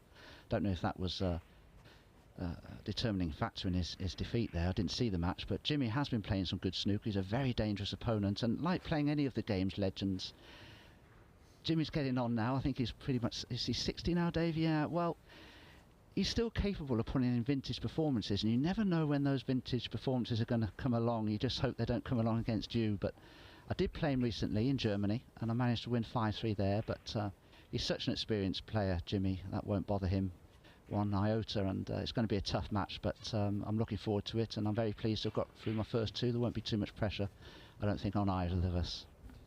I always think it's strange. I mean, kind of everyone kind of grew up watching Jimmy. You're playing someone who you admired, and I know you've played him many times before, but it is sort of kind of different, isn't it, to just playing a sort of regular tour player? He has a certain aura about him. He really does. He has a great deal of charisma, Jimmy White. He's a very classy player. I love the way he walks around the table. He studies every situation. He composes himself. Even players of today who are probably better players than Jimmy can learn a lot from watching somebody like him with the experience that he has. It was the same when you used to play Steve Davis back in the day. It was an honour to play players like him, and it's great that Jimmy's still around on the tour, and it's a great opportunity for some of the players that have never played one of the game's greats to have a shy at him a little bit and see what they can learn and take from the match, because you always learn when you play somebody like Jimmy White. It's somebody with that much experience and know-how. Every time I play him and I shake hands at the end of a match, I always say it's an honour to play you, Jimmy, and it really is. But despite all of that sentiment, you're one match from the final stages. This is the second biggest ranking event in the game. Big money, big ranking points available. So, it's a big match, isn't it, regardless of who you're playing? It is, Dave, absolutely. And I did get to last 32 of it last year. I lost 6-5 to Andy Hicks. I think he won 4 matches, all by 6-5, Andy. But he plays some great snooker in the deciding frame. But yeah, I mean, it's a big tournament. You always like to perform well in the bigger events, and certainly the UK Championships 12. Is one of the biggest events we have, always has been. And yeah, my form hasn't been great. I'm surprised to have got through to the final qualifying round. James Cahill was a terrible draw for me in the first round. I was delighted to win that one, and even more delighted to win yesterday. So let's just see if I can get through to the final stages in York. We're watching here Joe Long. He just played a lovely shot actually to develop a few more reds. He's looking to press on to 3-1. So, I mean, you came close to dropping off last season. You kept your tour card. What are your sort of... I mean, we talk about Jimmy being 60. Dom, you're 50 now, aren't you? It's a bit of a veterans clash. What are your sort of aims now? What are your expectations maybe now?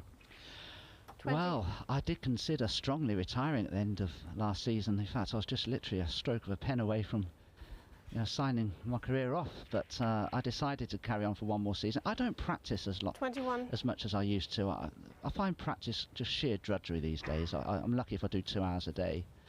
I come to tournaments a little bit bereft of form, I suppose, but I do most of my practice on the practice tables on these lovely new cloths. My cloth in the club that I play in the match playing Stroud is it's a little threadbare. Haven't bothered changing it for about a year. So obviously conditions are tough on the practice table, but when you play on these beautiful new cloths, the game becomes a lot easier, and I enjoy practicing before my matches here, and I do tend to find a bit of form. Great stuff. Well, we'll let you get on, Dom. We're looking forward to the match 29. tomorrow, and we wish you all the best. We look forward to watching it. Thank you very much, Dave.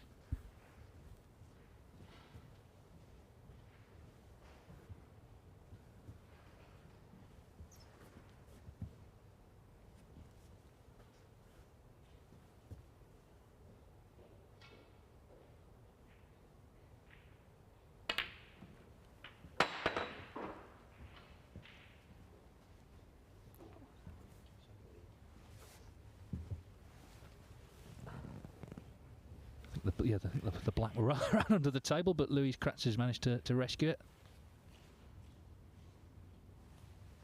36.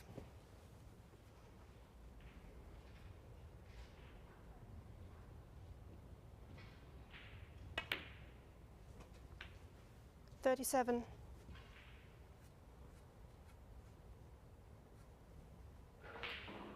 Yeah, thanks to Dominic Dale. We'll have coverage of his match with Jimmy White on our Judgment Day programme tomorrow. Meantime, this frame now in the balance, all square here, 37 points each. And show you Long attempts to press on to lead 3-1. Oh, that's a lovely shot he's played. So now it's in his hands to take this interval lead. 44.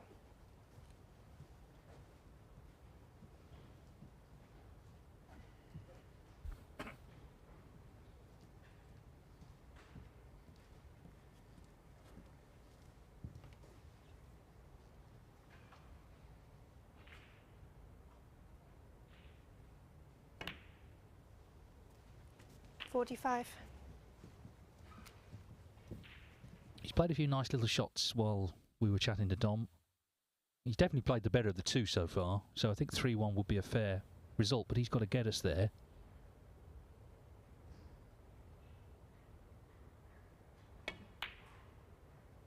Oh, the black just wriggled. It wriggled, but it dropped, Phil. I really thought he'd missed it.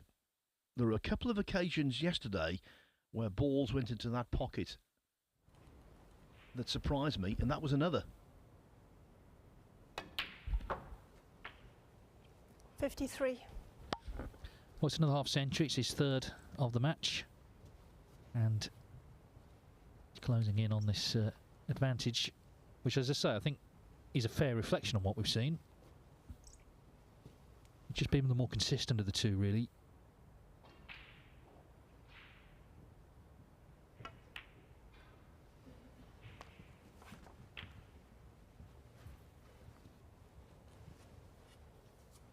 Yeah, I think he deserves 60. an interval lead, no doubt.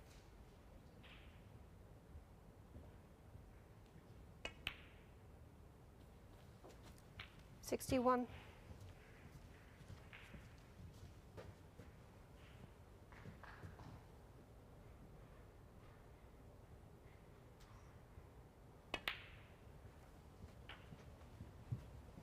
So this red becomes frame ball, and he's played well. Breaks a 70-61. Michael White 63 in frame 3.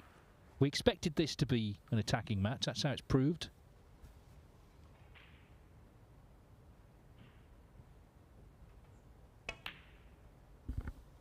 But it's Show You Long who's 68. been, as I say, the more successful of the two.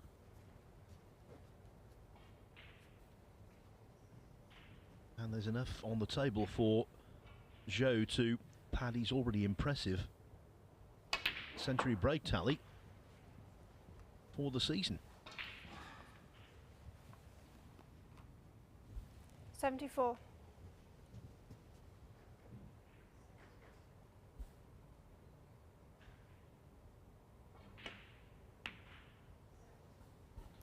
In fact, 76. Chinese players have been the stars when it comes to break building in the UK Championship qualifiers so far. When we arrived yesterday morning, the high break was held by Chen Xifan with 135. Now it's held by Cao 79. Yupeng, who was brilliant yesterday in beating Callum Beresford 6-0. The highlight of which was a 144 total clearance. The high break prize is £15,000 and it extends right through the qualifiers to the main championship itself. So I reckon Cao Yupeng's got a good chance of banking a princely sum there, Dave. Definitely. And if you hear any 88. commentators next week talk about someone making a 140 and setting the high break target, they'll be wrong, because as Phil says, it applies throughout the whole tournament. Pink and black here for a century. This has been an excellent break. He really developed things nicely, has controlled things nicely, and is well worth this 2-frame interval lead. Show you Long with his 15th century break of the season. 5 more than he made the whole of last season. 101 clearance to lead Michael White by 3 frames to 1. They'll be back in 15 minutes, but we will entertain you in the meantime. I'm going to go back now to the 2007 UK Championship. It was a semi-final between Ronnie O'Sullivan and Mark Selby, and it was a very special moment.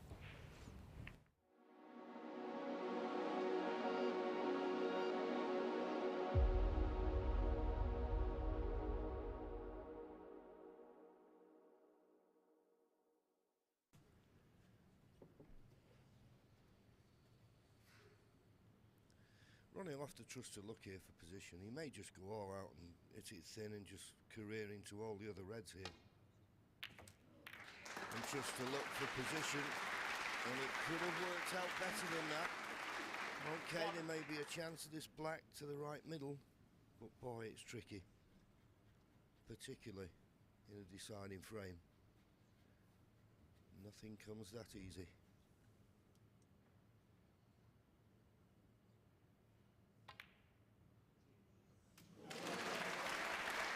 Backing off. What a brave shot that was. To play it at that pace, and he just caught the near jaw, but just enough to take it in.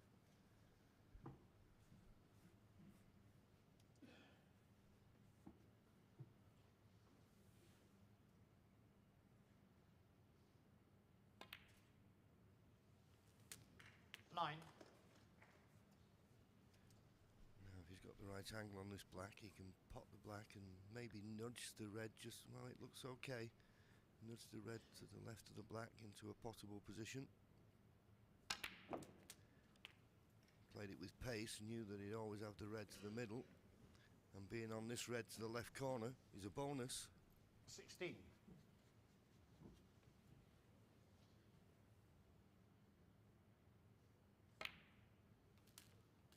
17.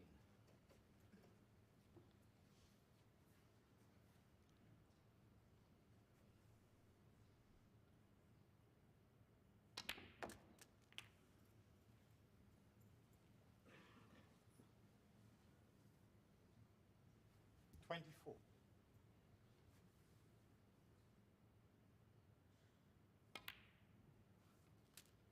25.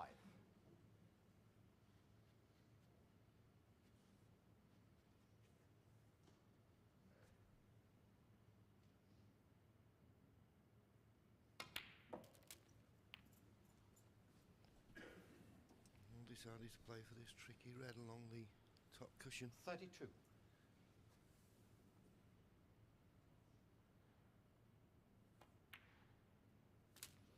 Played it well.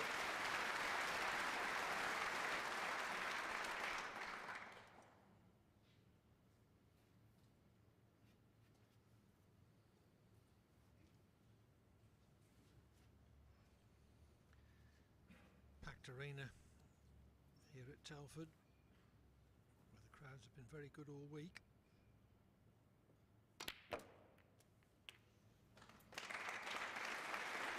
Played the cannon and it's worked out, he's perfect. 40. That's 5 reds and 5 blacks. 41.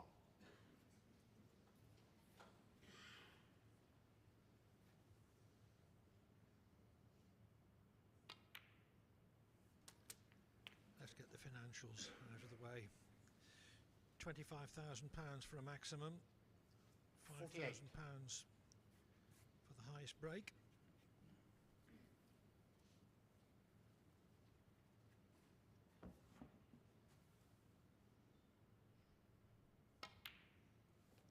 $49.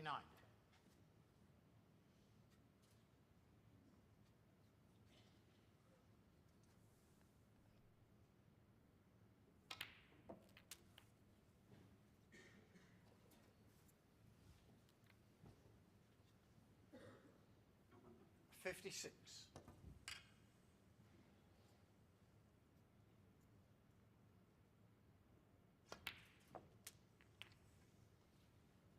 57. Well, Selby not expecting to get another shot in this match. Yes, it was just the break-off shot. He was tempted into... Well, he didn't have any other 64. shot but the long red. Missed it. It didn't run safe, and this is the result. 65. And after this black, one more red, and that will be the end of Mark Selby's challenge.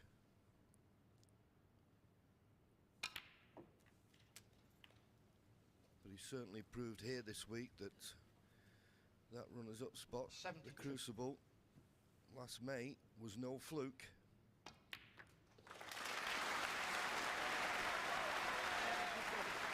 But what can you do sometimes against the genius of Ronnie O'Sullivan?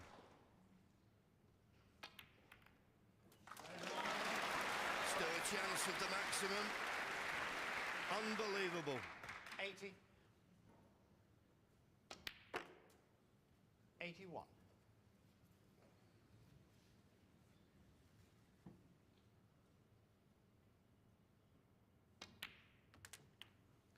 If O'Sullivan can complete the maximum, he would equal Stephen Hendry's record of 8 in competition. 88. 89.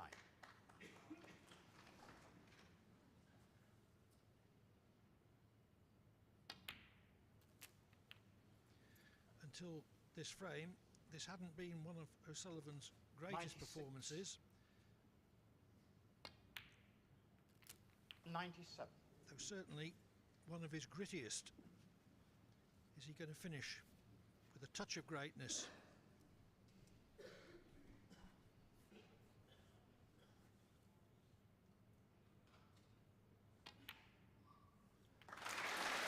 Absolutely magnificent. 104. And a nice angle on this red to keep this break going.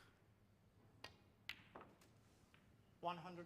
And if anyone ever has any doubts, this lays to rest. If you don't think this man's got the heart for the battle, he's proved it today.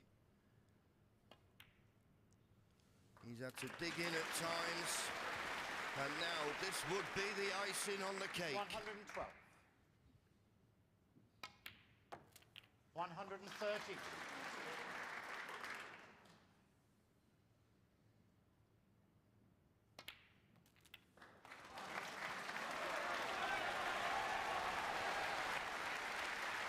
120.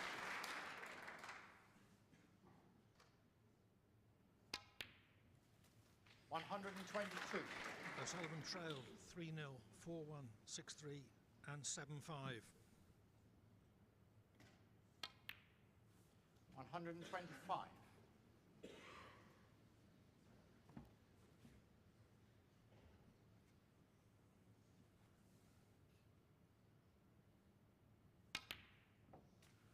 129. But he's finishing like the virtuoso he is. 134.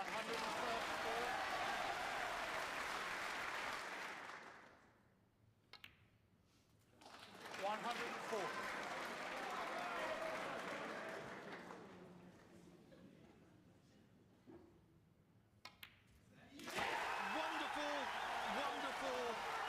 'Wonderful.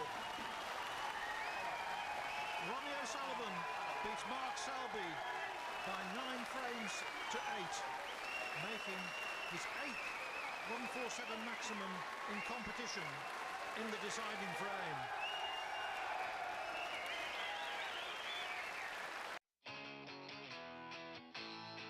Great sporting events make great stories. On Discovery Plus, watch Lycra Warriors battle. It has been a blockbuster. Hot shots fire. The legend. Sharpshooters strike. Ronnie O'Sullivan is in 7th heaven. And thrill seekers zoom. There's live sport for everyone on Discovery Plus. What a great break we've just seen from Ronnie O'Sullivan, to make that in the deciding frame of a UK Championship semi-final. Simply outstanding. My abiding memory of that break, and I was talking to Dave Hendon before our clip started, the very first black he potted caught an awful lot of that near jaw on the middle pocket. Sometimes that might not have gone, but it went in and then history was made. So Ronnie O'Sullivan, the ultimate entertainer, striking again there. I'm joined in the commentary box now by Stephen Hallworth. At the moment, 3-1 for Zhou Yulong at the interval, and it's looking good for him. It's the way it's been arrived at. He's made breaks of 70, 61, and that 101 clearance in frame 4. Yeah, good morning, folks. You're right, Yulong looking pretty sharp. He's a cool customer.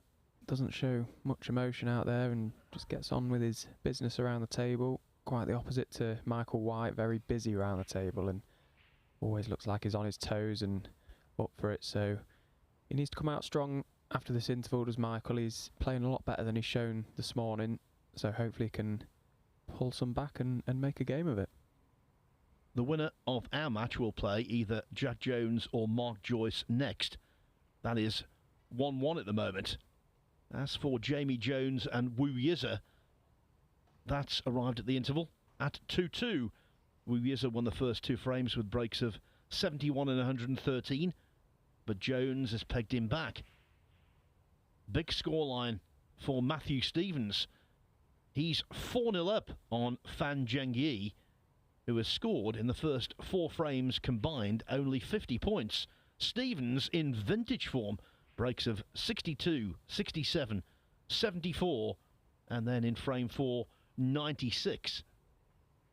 Now a former practice partner of yours, Stephen, Stuart Carrington, he's taking on Liu Haoshan. It's 2-1 to Carrington at the moment, but to initiate the scoring in frame 4, Liu Haoshan finds himself on a break of 60. Andy Hicks, vastly experienced. He's been in the semi-finals of all 3 Triple Crown events, the Masters, the World Championship and the UK Championship. And he leads Lu Ning by 2 frames to 1. As for Hossein Vafai and Asjad Iqbal, they've arrived at the interval also. That's 3-1 in favour of Vafai. The only break of any note so far came in the 3rd frame, Vafai knocking in a run of 90. We can't overstate, Stephen, the importance of these matches. Massive ranking points at stake. And of course, if you're the seeded player, if you lose this match, you don't receive anything in terms of ranking points. You do receive your prize money, of course. But in terms of rankings, a defeat at this stage is a major blow. It is, yeah, and we've touched on it already. Like you say, those ranking points gradually getting more and more as the rounds go on. So the stakes becoming much higher, and like you say, Yulong seed in this match, so he'll have had a bit of pressure on himself going out to kick things off this morning, but so far so good for him. Now in frame 5 I will give you the question for our competition today. The winner of the competition will receive an official UK Championship programme signed by all of the top players. So that's a nice thing to own. I've got a World Championship programme from many moons ago. I think it was 1973 or 74, where I've got the autographs of the likes of Fred Davis and Alex Higgins. It's a prized possession. 1972 World Championship, that was played at Selly Park British Legion in Birmingham. Then the 73 Championship, which was a real improvement. It was a proper tournament. That was at the City Exhibition Halls in Deansgate in Manchester. Notable for one of the matches being suspended because the roof was leaking. Rain stopped play in Manchester, we've heard that before, but not at snooker. And then in 74, the World Championship went to Bellevue, which at the time had a great fun fair and a zoo. It was a wonderful place to visit, and it really was a good location for the championship. Then in 77, everything happened. It went to the Crucible for the first time, and the championship has remained there ever since. It seems strange, Dave Hendon made this point yesterday, it seems strange to be in Sheffield to be doing snooker that isn't the World Championship. Yeah, you're right, and it is literally just down the road, a couple of minutes walk away from this Ponds Forge Arena in Sheffield, the home of snooker. And like you say, it's like the World Qualifiers being so close to the Crucible Theatre. Agonising that last round and Judgment Day. If you miss out, there's what you could have won looking down the road at the Crucible Theatre. So yeah, a little bit of a strange concept this week, playing the United Kingdom Championship here in Sheffield, but still a massive event.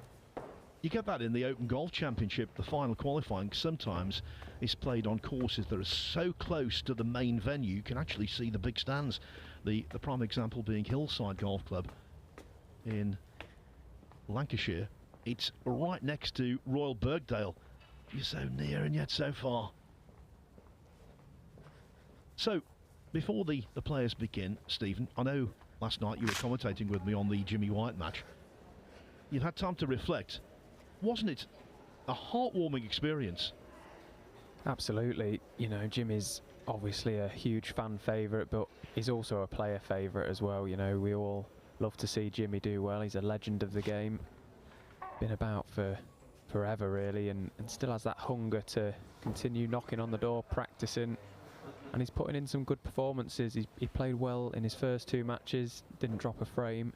Tough game in Stephen Maguire last night, who admittedly probably wasn't at the races himself, but take nothing away from Jimmy. He played fabulous, and I was really delighted to see him go through. And obviously we can't be biased towards players. He's got a tough game in Dominic Dale, but wouldn't it be a story if Jimmy was to be introduced out into the Barbican Arena for the UK Championship? That would be someday. Wouldn't it just? One thing is guaranteed in that match: a century. Combined ages. Jimmy is 60, Dominic is 50. Two veterans going toe-to-toe for the right to be in the UK Championship proper in the last 32.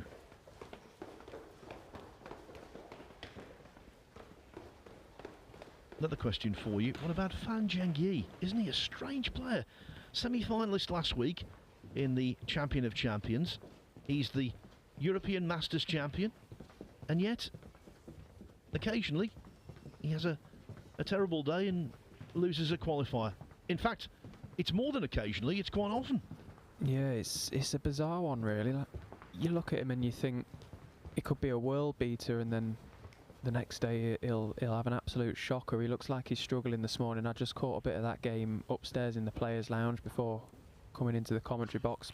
Matthew Stevens playing really well, but Fan making a lot of mistakes, and since winning that European Masters last season, he's just really failed to kick on, and it's a shame, but something could just click at any point, so watch this space. Yeah, enigmatic, I think, is the best way to describe him thus far in his career, and he's still only 21 years of age, so still ample time to develop. Okay, the chat is over, the action is about to resume. Zhou Yulong halfway to victory against Michael White, leading by 3 frames to 1. Michael White to break.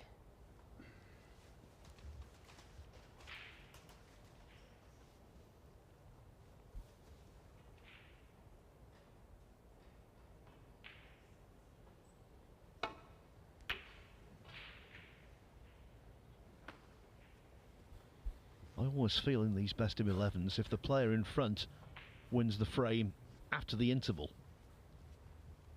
they're looking really powerful, aren't they? Such an important frame, this one. It is, yeah. You've had 15 minutes to sort of relax, if you like, and try and pull yourself back together if you're behind, so it kind of halts any momentum the player might have taken into the interval. So you feel it's a massive frame for Michael. Must win. Wants to get himself back into this game and give himself a real good chance of going on to win this match.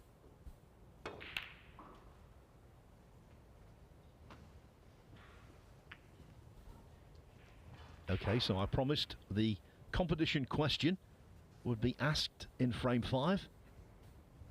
Let's do it right now. The question is this.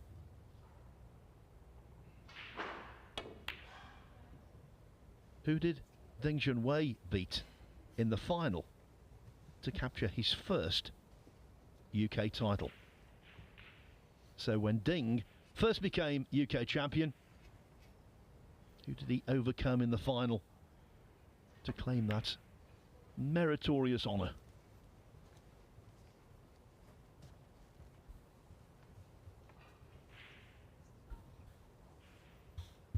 To enter the competition, one of two ways: enter by email, send that to Cazoo competition at wst.tv, all lowercase, or through Twitter. Go to the official World Snooker Twitter account, which is at WeAreWST. So at WeAreWST. And we will announce the winner of the competition for the signed UK Championship programme before the end of this match. Michael playing an aggressive safety shot there, opening the pack of reds, bringing the cue ball back to the black rail. But Yulong's played a pretty decent return. The player trying to get as close to this cushion as possible, making it difficult to dig down to screw back again. As we can see, Michael not able to do that this shot. So a little bit of a stalemate for the time being. I always wonder if the majority of players like this sort of situation. I know I particularly don't when the reds sort of go everywhere. You're just trying to find a little place for coverage. Sometimes you see a red being left to middle pocket, and it's one of those where it's a high risk, high reward. Get it and you plumb in, miss it and you leave everything.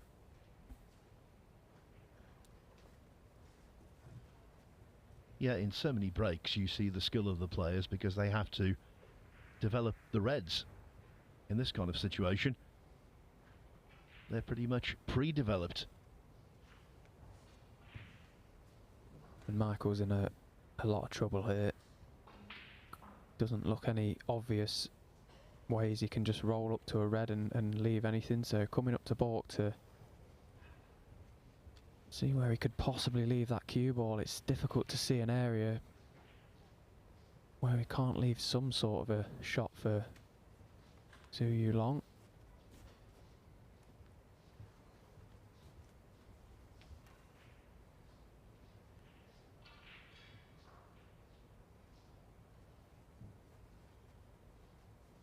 Just wonder if he can clip thin off the red. Play up to balk.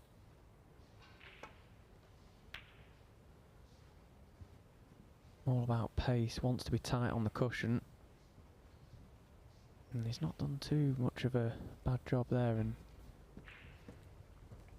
unless he can just squeeze through and get through to this red.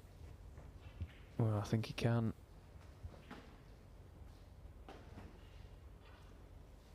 When a player of White's natural fluidity and fluency takes that amount of time on a shot, you know it's a head scratcher. He tried his best, but I don't think he succeeded.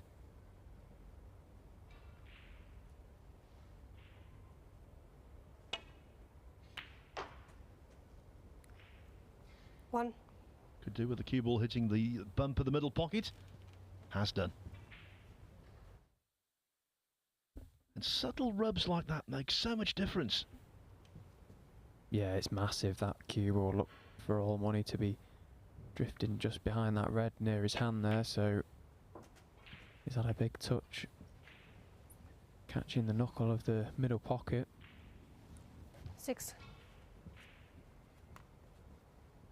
So he's a couple of shots away really from just getting into perfect position. Again, the first few shots of a break always the most difficult, you feel. Just get back into your rhythm, especially when the reds are like this. 7. Yeah, and he's not quite Yep. found the perfect white yet.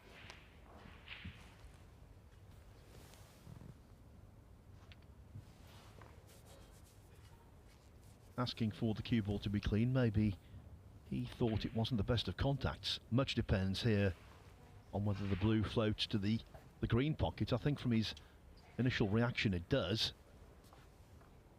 This could be the frame winner as early as it is.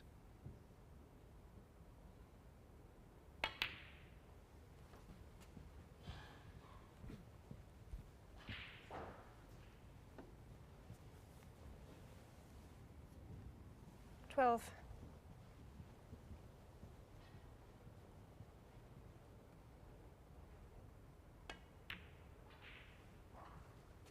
13.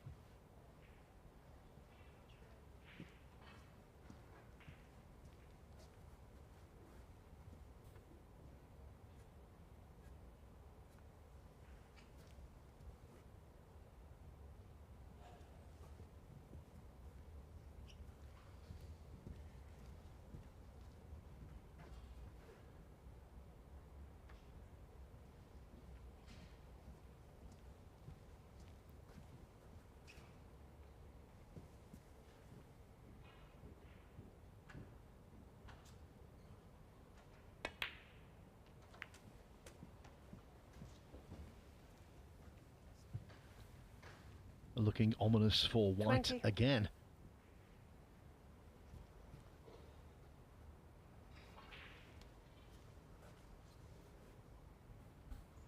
Would have liked to have been straight on the red just above the black to right corner to open the other two reds. Was just going to have to 21. wait for the right position on that. Enough reds in the open. Like a practice routine this, but just needs to be mindful of his work. Doesn't want to play a careless positional shot. He's just gone for the cannon there. I think he's just about alright, but that could have gone wrong. 28. Yeah, this break has been a bit clunky, hasn't it, positionally? He's getting away with a few things.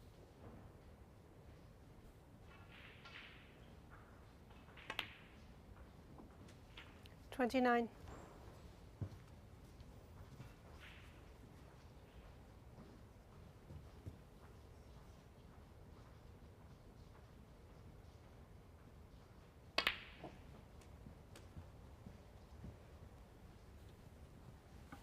I mentioned right at the start of the match, 36. Stephen, that he's fourth on the one-year list, Zhou Yulong, at the moment.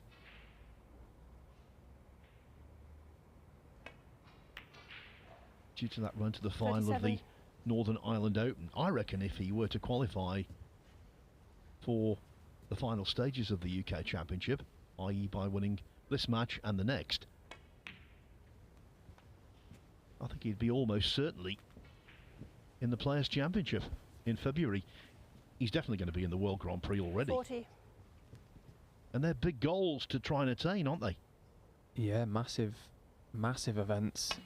Like you say, he's had a great campaign 41. so far, and that adds just that little bit more pressure for him. Like you say, he's a seed, so needs to win these games to take his ranking points, and I'm sure he won't just have his eye on the Players' Championship. Top 8 is an option for him as well. He's a good player, Zhou Yulong. Like 46. watching him play. He's very steady, goes about his work in a very calm, cool and collected manner. 47. If you're involved in that Players' Series, you're receiving, even if you lose in the first round, guaranteed ranking points. The World Grand Prix, which takes place at Cheltenham in mid-January, if you're there, 52. 96 players on the tour don't receive any points whatsoever. You're in the favoured 32. 53. If you're in the Players' Championship in Wolverhampton in February, 112 players on the tour don't receive any points, and you're one of the 16 who do. So you can really gain a march on the rest of them.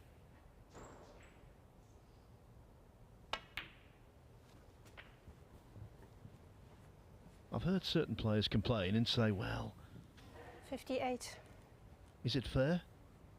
Of course it is. To be there, 59. you have to earn the points on the 1 year list, and you deserve it. Yeah, I think it's a good series of events, really. It's almost like an added incentive at the start of the season to get off to a good start. And it takes one good run 66. like Cazoo Long's done in the Northern Irish to really fly you up that 1 year ranking list, and 67. looks for all the money to be guaranteed prize money and ranking points from those events as well. So it's a good start to the year for him, and this has been a good start to this opening frame after the interval. 72 and counting. 73. Possibility of a century as well.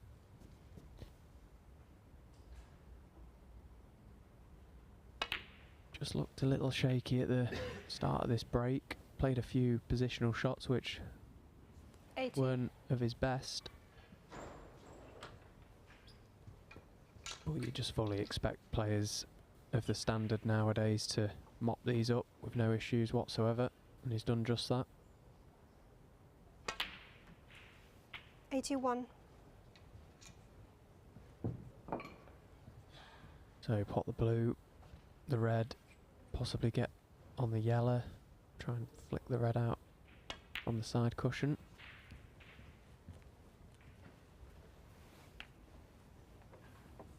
$86. 87. Just wants to drift past the red onto the side cushion and try and knock it from behind to middle or corner pocket. It's pretty good. 89.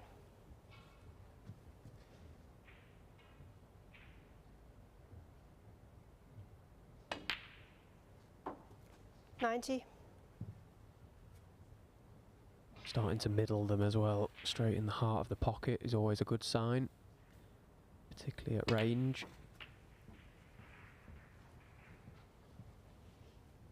This is a nicely weighted shot as well, couldn't have put that any 95. better with his hand.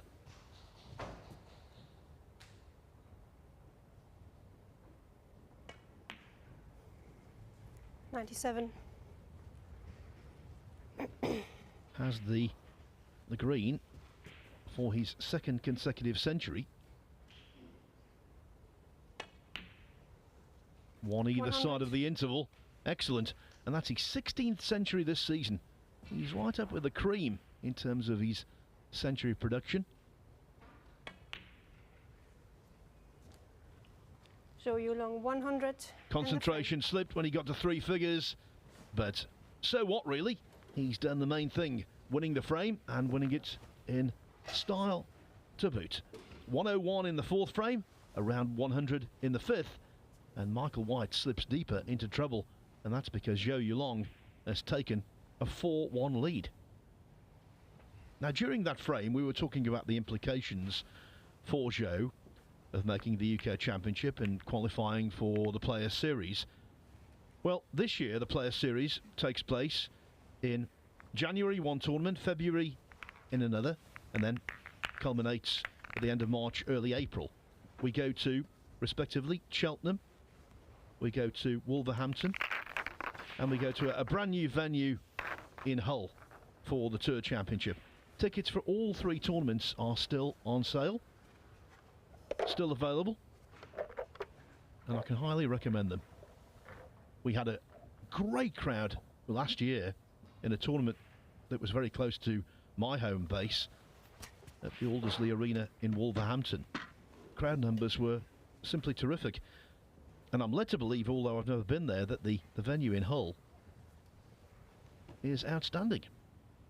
We know the 8 players who are going to be there are outstanding, so it should be a good week. Frame 6. Show you long to break. Yeah, good to see the big events moving around the country, giving opportunities to every corner of the UK to experience live snooker. And as you say, tickets still available for these fantastic tournaments. And if you've never seen live snooker before, highly recommend it. Very good to get up close and personal with the best players on the planet.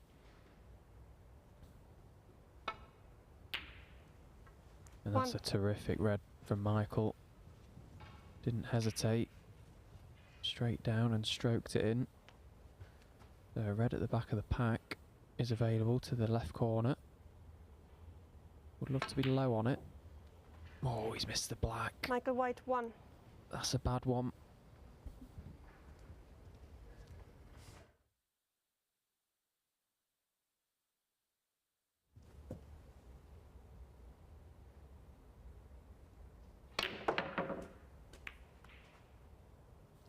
Got the cue ball to hurdle over the pack there.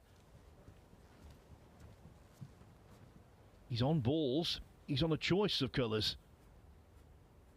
And look how the Reds have opened up. Looking rather bleak for the Welshman. Very much so. Cazoo Long playing a really clever little shot there. Plenty of pace on that top of the white, forcing it over the pack of Reds. You might think it would stick in the pack, but the acceleration and pace causing it to jump over the pack, out for a colour, 5. and opening the Reds at the same time. And now again, a couple of shots away from ideal position for another great opportunity. Oh, he's overcut the red. Cazoo Long 5. Yeah, he'll be disappointed with that one. Come out of nowhere really, looking good. Yeah, disappointed and no doubt surprised.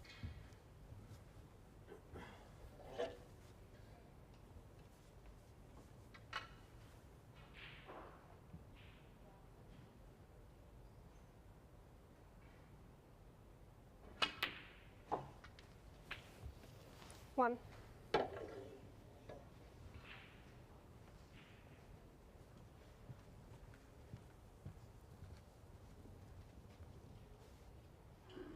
This is a staff and customer announcement. Can the owner of vehicle registration WJ65AXV, that's registration Oh dear. WJ65AXV, please A contact. rather noisy announcement is being beamed into the hall. Thankfully, no one was down on a shot. That's your car, isn't it, Phil? No.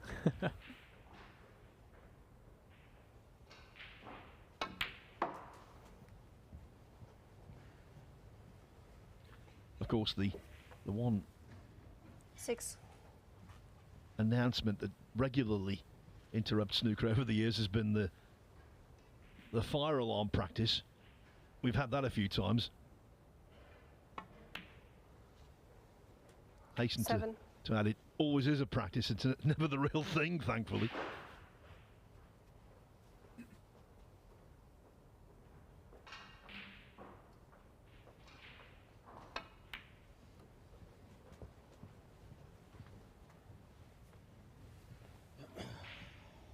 $12.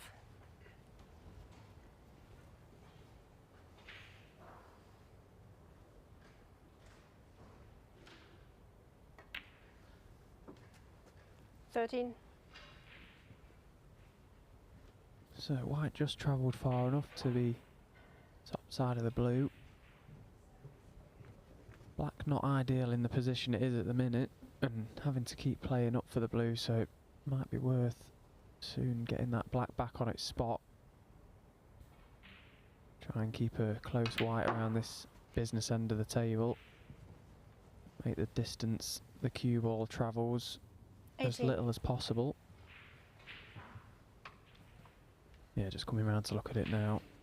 Wants to get that on its spot as soon as possible, really. Make it a real frame winning chance.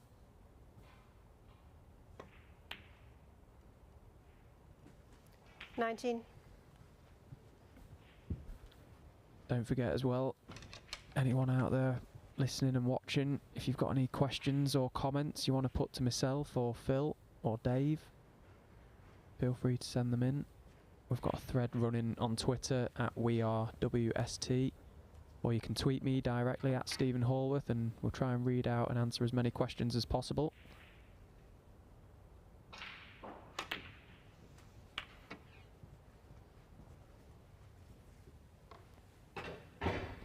From his reaction there, White 26. wanted to get hold of the white more than he did. The red just to the right of the apex of the mini bunch will pot, but he's left this thinner than he wanted to. Yeah, he's a fair distance away from where he would have liked to have been. Still expect him to pop this, but there's work to do. Yeah, he's held nicely, so managed to avoid any hiccups there. Back top side of the blue, so still going well on this break after that unexpected miss from Zhu Yulong to right corner.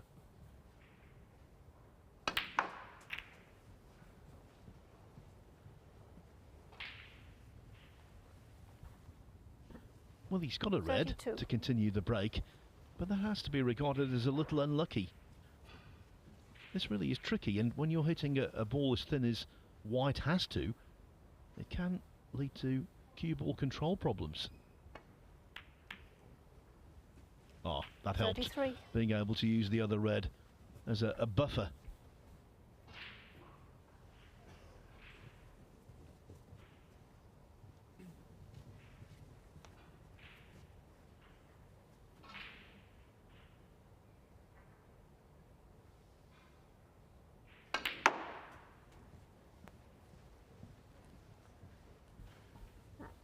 He's got quite a short backswing, 38.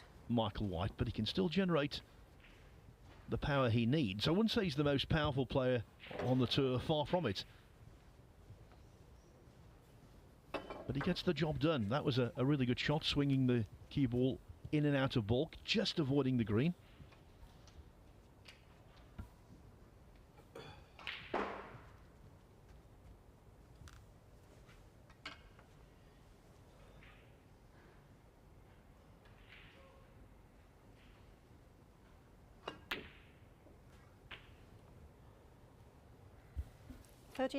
That was a big red, and they're showing some frustrations. That red just to the left of the cue ball was always going to be the problem for that shot. Difficult to judge. Stunning round the back of the black. So taking his medicine, you can see he's clearly frustrated, but it's important to keep your composure in times like this. Brown ball. Play a telling safety shot, try and put Zhu Yulong under as much pressure as possible when he returns to the table. Michael White, 39. Yeah, that was a double-edged sword for White. He wanted to get the cue ball as tight as possible under the ball cushion, and he wanted to get the brown as tight as possible near the side cushion to reduce the chances of a Zhu Yulong clearance.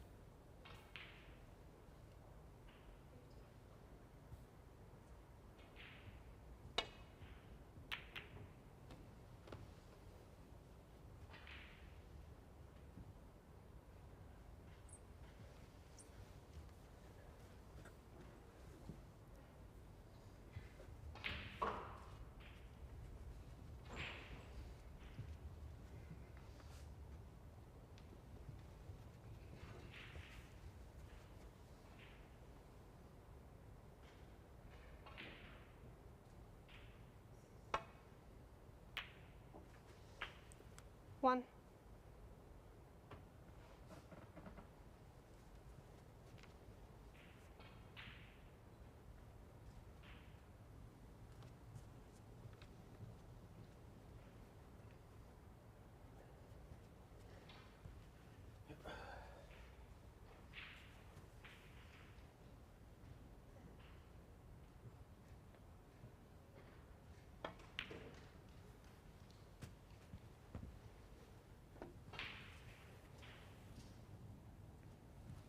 Four.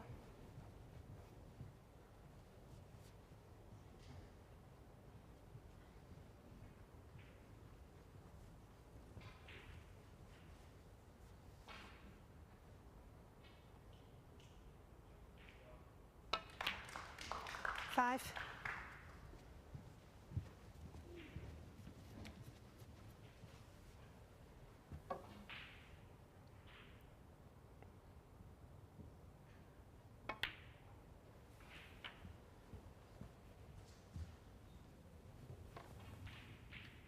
White should 12. pull one back from here. No reason not to. 13.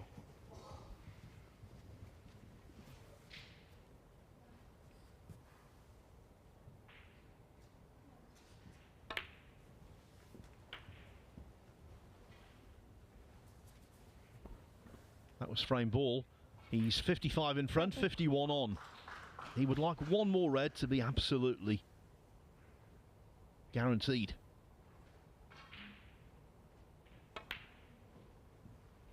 $21.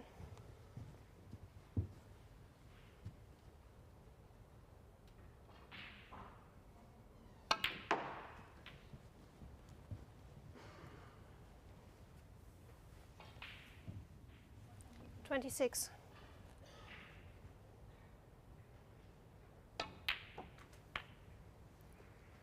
$27. Stephen, much needed. Definitely, this will be a big confidence boost for Michael. Needed to get a foothold in the 34. match, just not quite produced his best snooker so far. But he's found a bit of rhythm here. 35. He needs to let Zhu Yulong that he's in this match and he's here for the battle and he's up for it. Doesn't want to just be pushed over. 40. And if he can keep Zhu Yulong away from 5 frames for as long as possible, it just increases the pressure on him. White 40. And the frame. Yeah, he didn't do the job in a single hit. He was very annoyed with one positional shot after he'd used the rest. But in the end, Michael White gets the desired result. Zhou Yulong's lead is trimmed to only 4-2. Now, I know a lot of you will be going to the UK Championship in York next week. The crowds up there always very healthy. If you are going to the Barbican, then look out for a raffle that's run by the World Snooker Tour's official charity partner, Jessie May Children's Hospice at Home. If you win the raffle, how about this for a prize? You get 2 tickets to the World Championship final next year. That's a hot ticket, I can tell you.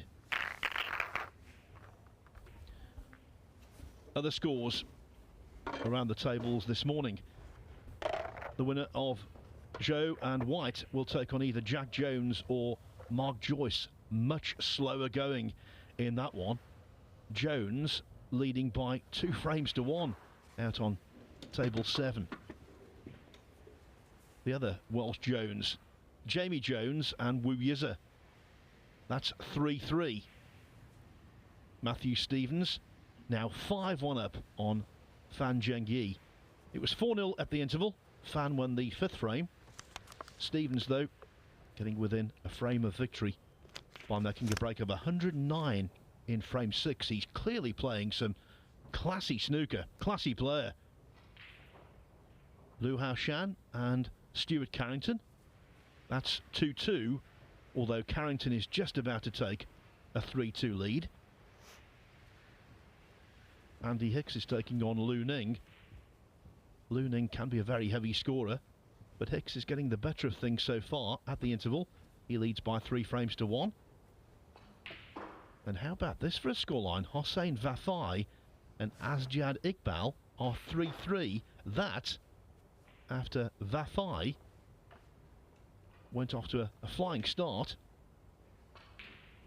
and led by 3 frames to 0.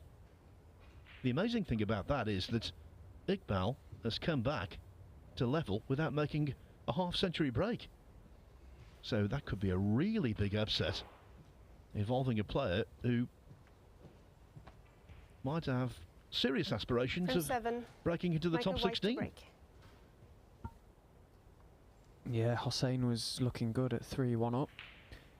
I just caught him in the players' lounge before coming down and looked incredibly relaxed. He was laid out on one of the sofas and possibly just gone back after the interval, maybe just too relaxed. Yeah, it's a really thin dividing line, isn't it, between being complacent and being too nervous. You've got to really strike a balance. Yeah, it is a fine balance.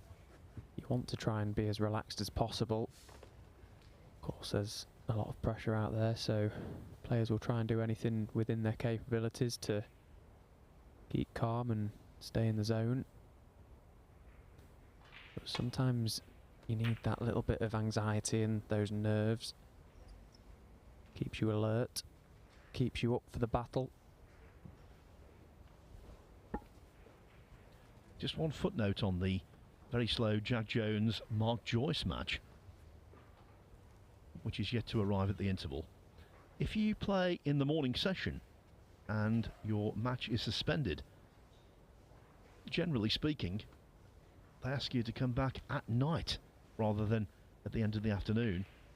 So it makes for a very lengthy day and a very worrisome day. Yeah, and that leads back to that anxiety aspect of the game. Players will be sat about all day, just killing time really, waiting to get back on. It's difficult and you've got to stay in the zone as well. It's hard to switch off in that scenario. As for that one from White, it was all over the place. Actually, could have finished a little worse than it did. Cue ball close to the side cushion. That said though, the red to middle shouldn't be any great issue. It was though, it was. What a bonus for White. Yeah, couldn't foresee that happening. Although he missed a bad red in the last frame, and that's just as bad, you have to say. One. Just starting to miss a couple now, Zhu Long. Alarm bells won't be ringing as such, but they'll be concerned that he's had a couple of opportunities in these last two frames and he's not done anything from them. So he needs to try and reset, refocus and get back to the form he showed when he made those two century breaks. But Michael will be loving this. He'll stay out there all day with Zhu missing balls like that. Sometimes you need that little bit of help from your opponent to get back into a game and get that momentum going again. And as we see, he's got that little spring in his step round the table, Michael. An aggressive little player. Extremely dangerous when he gets in and gets on his game. So we'll be trying to find some of that form again. 13. If you look at his season, it's been really encouraging. He started off by whitewashing Martin Gould in a qualifier for the European Masters. 20. At the Championship League he won a group, so picked up useful points there.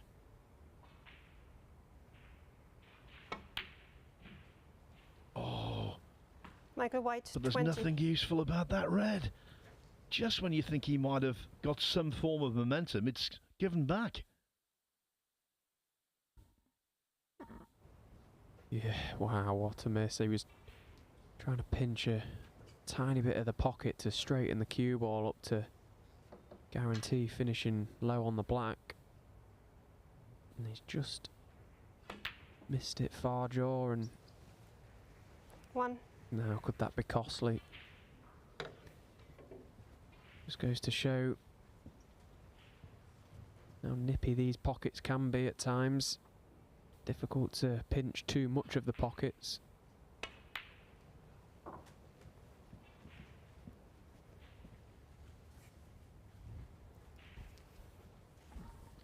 I was about to say with White before he missed that red that he's qualified for the Scottish Open. He did really well at the Northern Ireland Open. He beat in successive matches Ding Junhui 4-3, commentated on that one. 7. It was a really entertaining affair. Then he beat Barry Hawkins before losing out to Mark Selby. And at the end of October, he qualified for the English Open, beating Michael Judge 4-0, making a 1-4-1 8. break. We know about the fact he's arrived in this round, having won 12 frames for the loss of only 1. And yet today,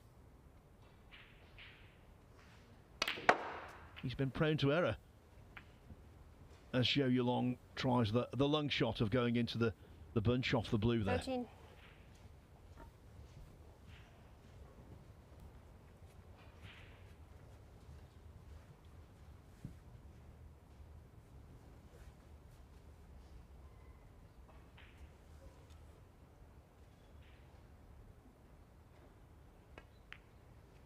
Zhou Yulong, 13.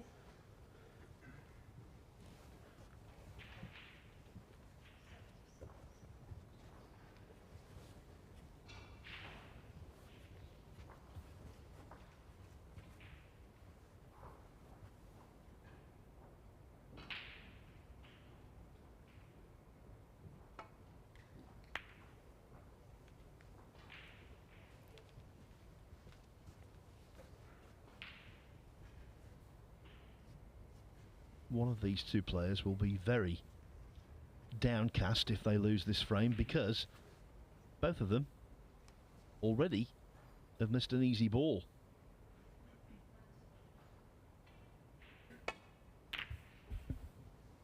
Yeah, I think that's the most frustrating part about this game, you have to say, is you can play well and lose matches and come away feeling like you was involved and you put up a good fight.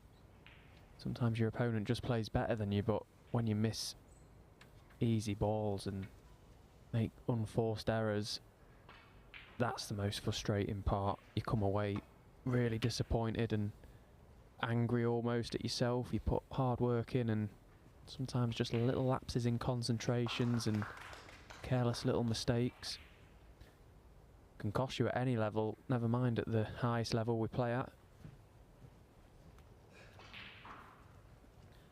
Yeah, there's a misconception actually that if a player loses 6-0 and gets absolutely blown away, that really does rock their confidence. What's worse is if you lose 6-5 and you've had a boatload of chances.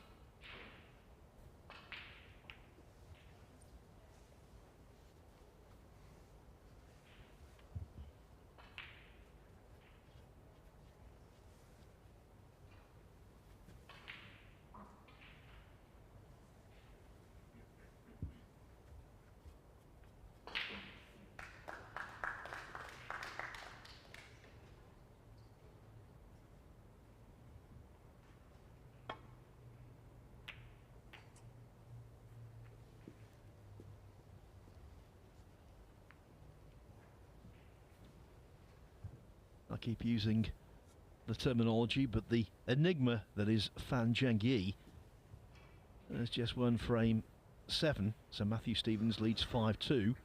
Fan won it with a century.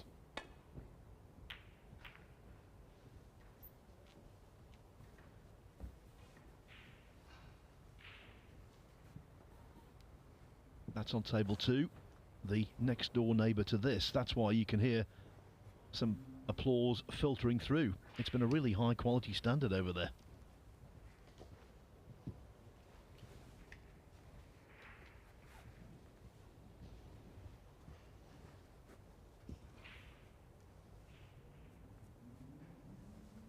Just came around to have a look at this red, see if it was worth taking it on, if pink and black available.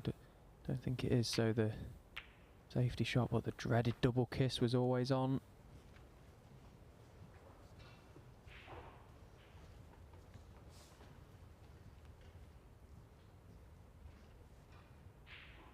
He's left red for Zhou Yulong at the top of the pack.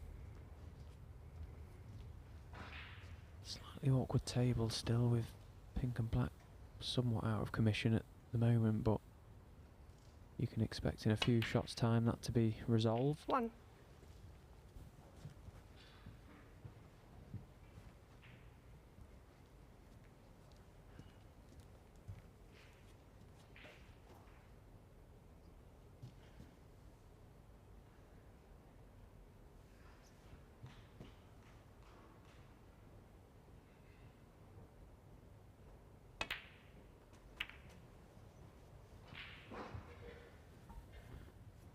A little close to the red with the cue ball, but 6. there can't really be any major complaints. Yeah, and he was pretty perfect to just 7. hold against the other red to be able to stay on the pink to the same pocket, which opens that up.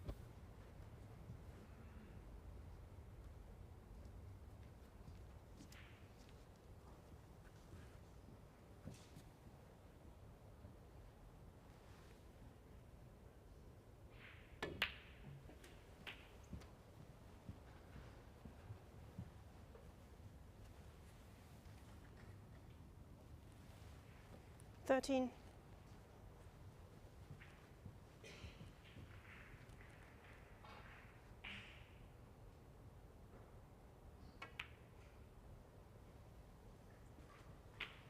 Fourteen.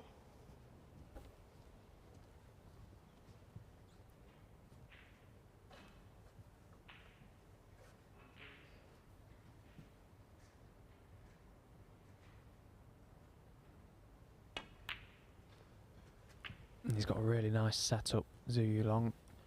Look at how he approaches the table, 19. how he cues the ball. He's got a very nice technique, it's very solid. And it's good to have something like that, particularly in high pressure 20. situations. You want to be able to rely on your technique, you know, you work hard day in, day out on it for it to stand up under pressure, and he's certainly got that aspect to his game. He's very compact.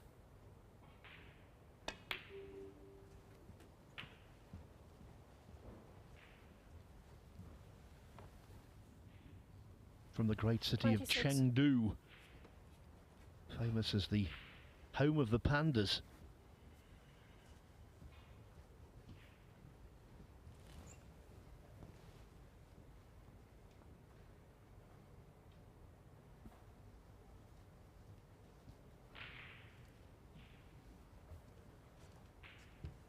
So only 19 points the lead at the moment. The key to this frame's clearly going to be those 3 reds on the black cushion. 27.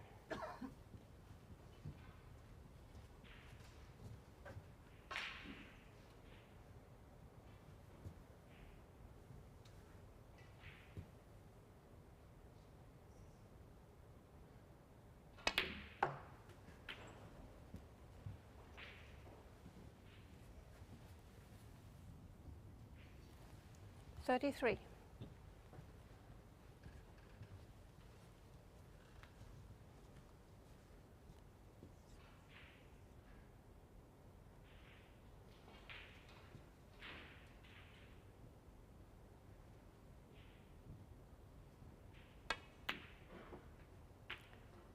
$34.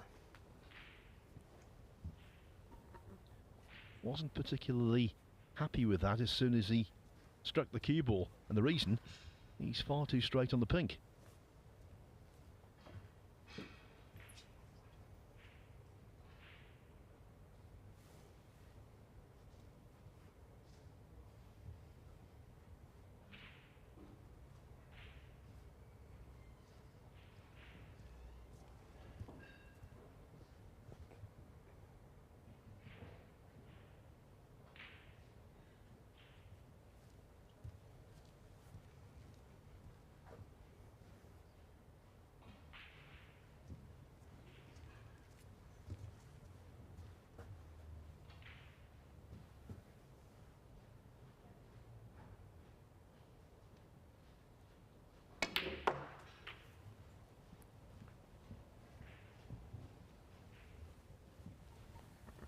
Well, tried his level best to 40. force some kind of angle.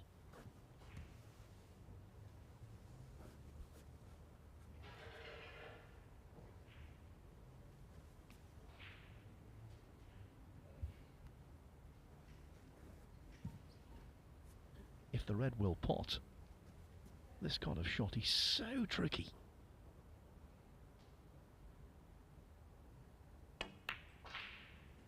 He made it look easy. 41. Yeah, that was much more difficult than it looked. He was awkward cueing with his bridge hand on the on the rail and digging down just a fraction to get the tip to the middle of the white, but easy to just flick a touch of unwanted side on those shots and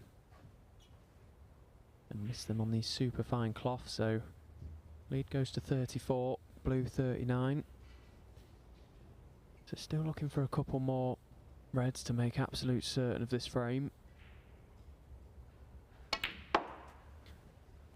Playing a little cannon to try and develop something, but it's not quite worked out perfect. He is on the red. He's got work to do with the cue ball.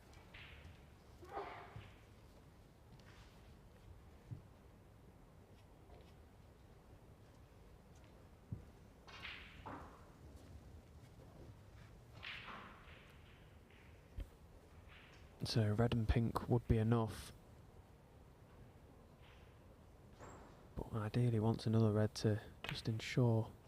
Well, he's missed it. Zhou Yulong, 46. And he didn't try anything outlandish with the cue ball, did he? It was just a case of inaccuracy. Yeah, and he didn't really look like he got too close to that either, and like you say, he didn't do anything really with the cue ball, so it's surprising he was not much closer to the pot than that.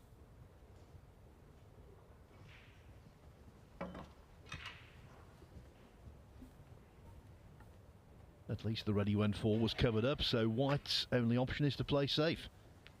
39 adrift, 51 on. But this frame could yet be retrieved quite easily.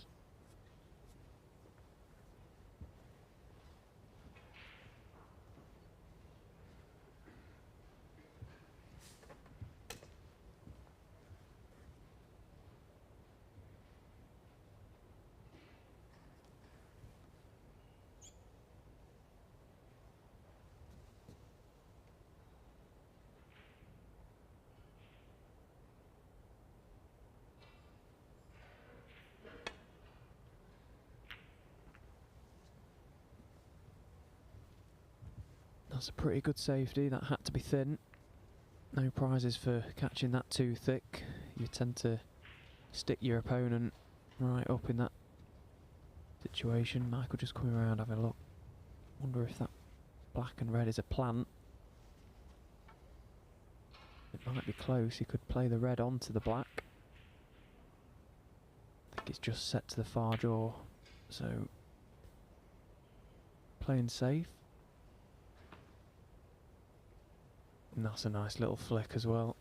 Hold his hand up, but I can tell you he won't be sorry at all for that one.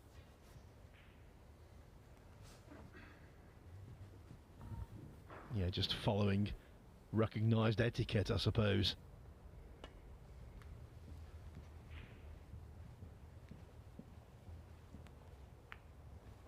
You see a lot of that, don't you? Players get little rubs and flicks here and there, and just it's almost a habit to hold your hand up. I know the likes of Hendry, you'd never see that from him. Some of the top players, they don't do it. It's a wonder why we do it now. It's like I say, it's become a little bit of a habit, but you're not really sorry. You're delighted to get a rub. It often goes against you, so take it while you can get it. And that's a dreadful shot Michael's played. You know, the late great Willie Thorne, when he was commentating, he had a phrase, that's not the worst shot I've ever seen, but it's in the top 3. And I think it applied there. That was a shocker. Yeah, he was obviously trying to send the red up the table, but massive misjudgment to hit the black, and it was obviously a plant going towards that pocket. Like I said, it was set far jaw, so it was always going to be hanging. Huge misjudgment, and that could be very, very costly for Michael White. 6. It's certainly going to cost him this frame, and I just wonder how his mentality will be now going into the next frame, which could possibly be the last for him. We always try and praise. We identify certain shots as spectacular, brilliant, highlight reel shots. there's an argument to say that's the worst shot we've seen so far at these qualifiers. 13. And of course, the worst aspect of it is 14. Michael White is well aware of that. Absolutely, that's the most frustrating part. He was up straight away and knew that he just played such a careless shot there, and it's absolutely 19. cost him. 21. And he'll be seething, sat in his chair, there's no doubt about it. Wouldn't surprise me if we see him leave the arena after this frame. He's going to have to compose himself. 24. Bizarrely, he is still in this match, 5-2 behind, but anything can happen, and he's certainly good 28. enough to make a comeback. It's just whether or not he's going to be able to brush these little mistakes aside. Zhu Long seems to be just mopping up the mistakes at the minute. Yeah, look at 33. Oliver Lyons yesterday, 5-0 down, well behind in the 6th frame. Looked all the world as though he was going to be whitewashed. In the end, he 39. applied plenty of pressure to Marco Fu before succumbing 6-4. 46 and the frame. Stephen Zhou Yulong. Hallworth is correct. This match is not over yet, but everything points to a Zhou Yulong victory. Michael White must be really upset with the way that frame went against him. It was just that one horrid shot. It gave Zhou a present, and it's given him a 3-frame advantage at 5-2. One more needed for a place in the final qualifying round of this Cazoo UK Championship.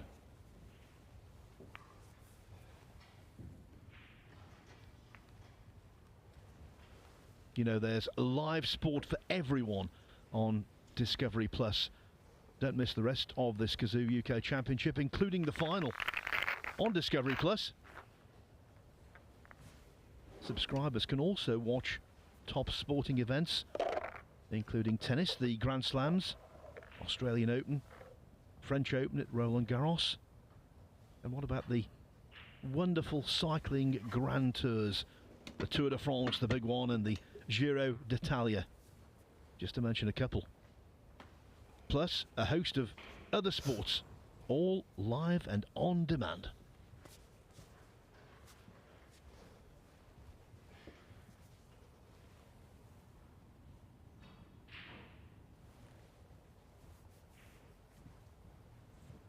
Frame 8.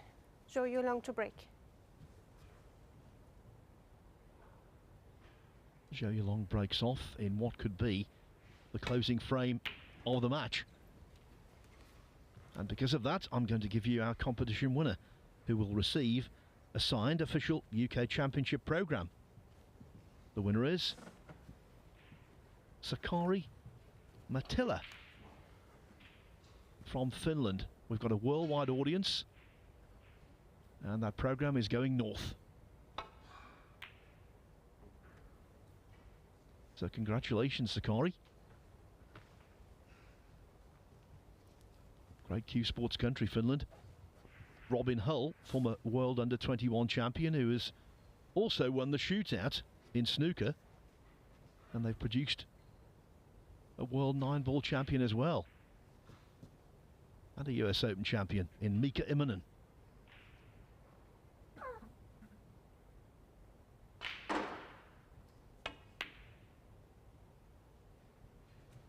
One.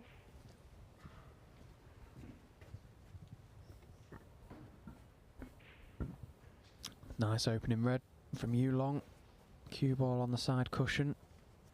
Got to trust your cue in on that shot, stay nice and still, and he did just that.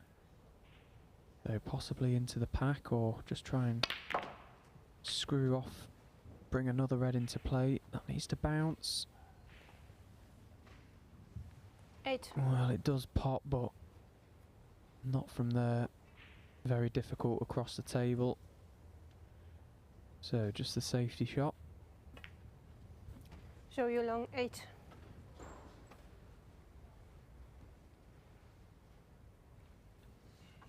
One other competition announcement. We'll have another for you this afternoon when Ding Junhui takes on Thepchaiya Un-Nu. That's from 2:30 local time.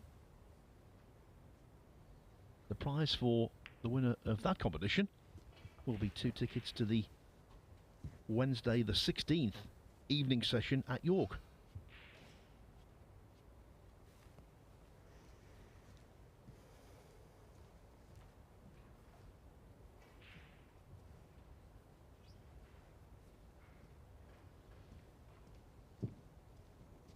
Just having a look, see if leaving the cue ball on this black cushion will leave anything. Feels it will, so looks like he's going to go for this red, stun across the face of the pack, play for the black.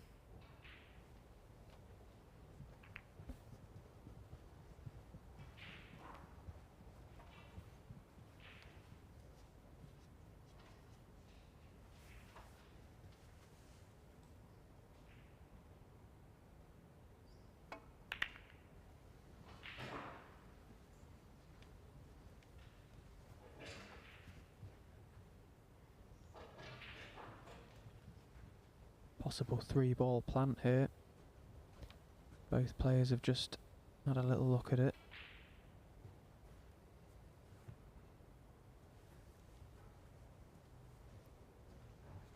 Yeah, very difficult, so don't think that's going to be available.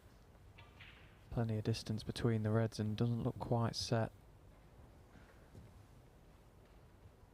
So just the safety shot, but reds are going to be moving here, needs to be mindful.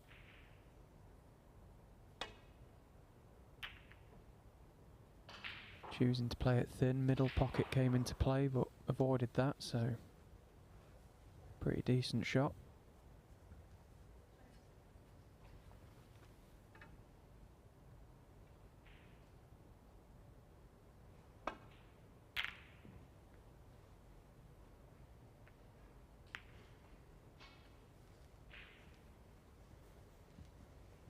You do see regularly matches won from 2 down with 3 to play. 3 down with 4 to play certainly isn't insurmountable either. But the odds are stacked very much against that man, Michael White.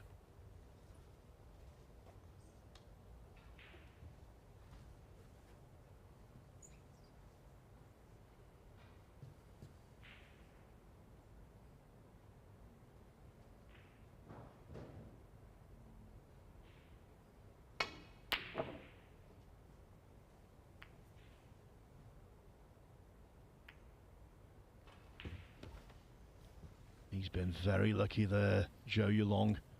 Very lucky indeed. Even that little flick right at the end to take the cue ball closer to the side cushion.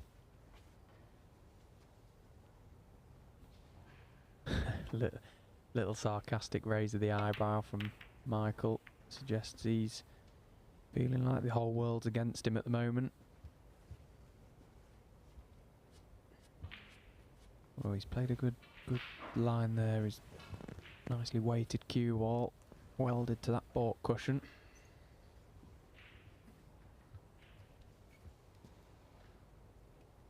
Has to be thin, this red.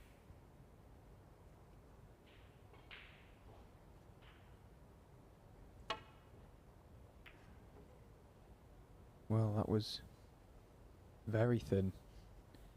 That cue ball's going to keep running, and Michael is going to get a look at a red here, mid-distance. Now, just whether or not he feels it's worth taking on at this stage of the game. Difficult to get for a colour, so choosing to play safe again. Wait for a better chance, showing patience and discipline. And that's pretty nice.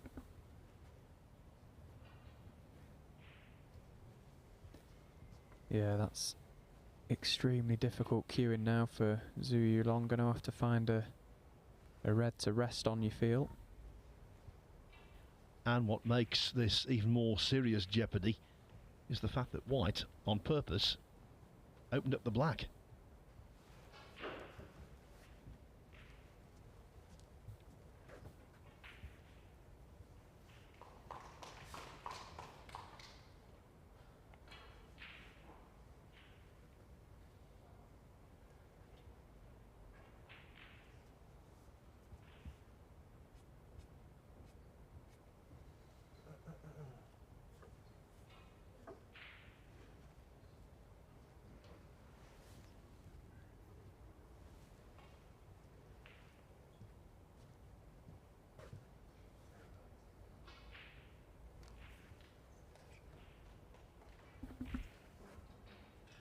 love to be able to rest on these reds at the right side of the table on the black cushion, but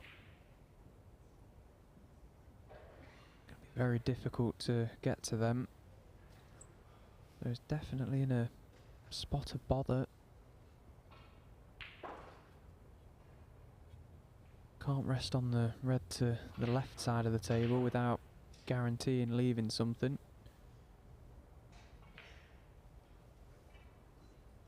Well, look at the queuing here. Very difficult this.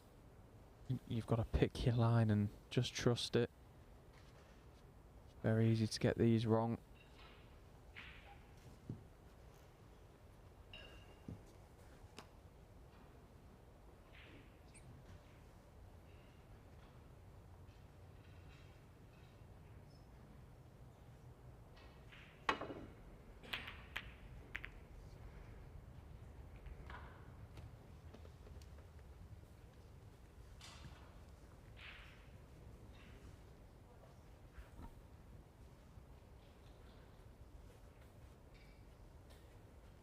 And again, not left anything easy for Michael, and that was a stroke of luck. He cannoned into a couple of reds there, and cue ball managed to find its way up towards the balk area.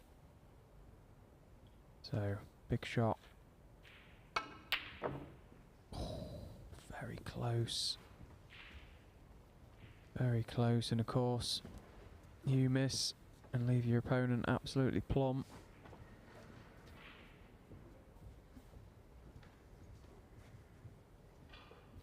Zhou Yulong was no doubt inspired to take up snooker by the exploits of Ding Junhui. 1. And of course Ding was the centrepiece of our question in this match's competition, which was won by Sakari Mattia from Finland. The question was, who did Ding Junhui beat in the final to capture his first UK title? 8. Well, we know the winner of the competition, Sakari, and the correct answer was supplied. 9. Who did Ding beat to win his first UK title? In the final, it was Steve Davis. Didn't want to leave anyone hanging there, wondering what the answer was. I can give you some more info. First result of the day has been recorded on table 2. Matthew Stevens has defeated Fan Zhengyi 6-2. So the champion from 19 years ago, turning back the clock, he made breaks of 62, 67, 74, 96 and 109. Excellent stuff.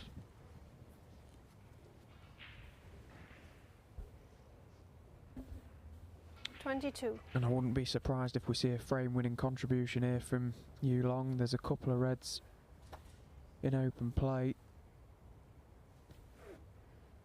Few reds safe, but he's gradually building that lead, drawing ever closer to that winning line and a place at Judgment Day to try and get through to the fabulous arena in York, the Barbican. Oh, he's played a 23. bad shot there. Bad shot. He's tried to screw past the face of the black. Misjudged the area of the pocket that he potted the red into to try and manipulate a bit of angle to straighten the cue ball up, and he's flicked it in. Well, you have to say it's a poor shot, really, and he knows it. Shots like that hurt at any time against anyone, but they really hurt when you're on the verge of winning.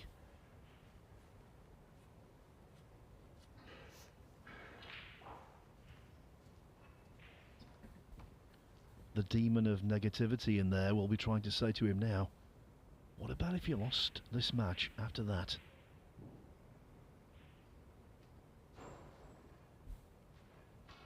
I think as well he was under no real pressure at that particular point. It's just a lapse in concentration. Like I said, just potted the red into the wrong part of the pocket, sending the cue ball on a slightly wrong line to come back for the black. It's those little moments that are so infuriating, you know, he's absolutely plumbing and 1 minute later he's trying to find a telling safety shot to play.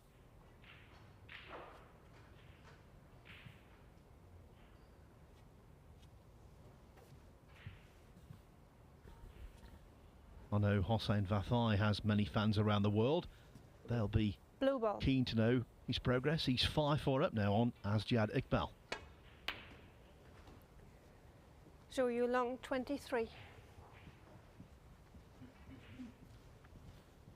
Leaves the table after scoring only 23 points. Many fewer than he anticipated. Many fewer than he wanted.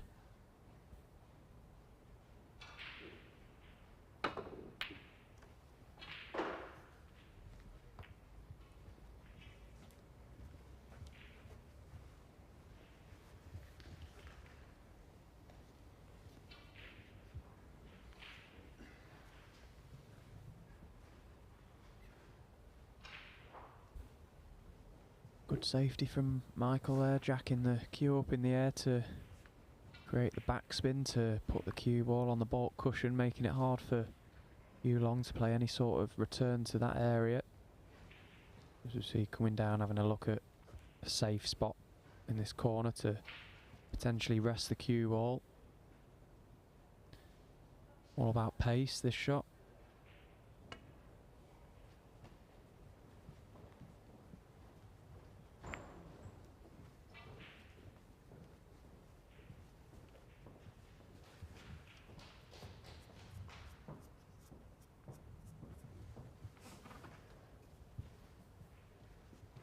Now, I wonder if the red passes the red near the pink spot to right middle. If it does, he can play it and try and hold for the black. He'll be leaving reds if he misses it though, so this is a big shot. One. He's got it, and he's on the black. And that was a bit of a mistake from Yulong.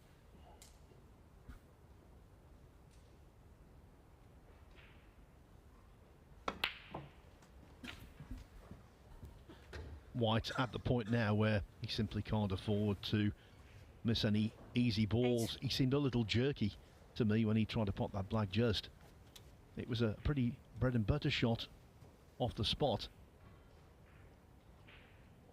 Yeah, the delivery wasn't quite as smooth as he can play, and oh god, that's Michael White, 8. another bad one from Michael. That's a huge let off for Yulong. I was just about to say this is where the psychology of this game comes in. Yulong sat in his chair having had a perfect chance and seeing Michael back at the table and in, but misses a relatively straightforward red to right middle. And now the end could be nigh.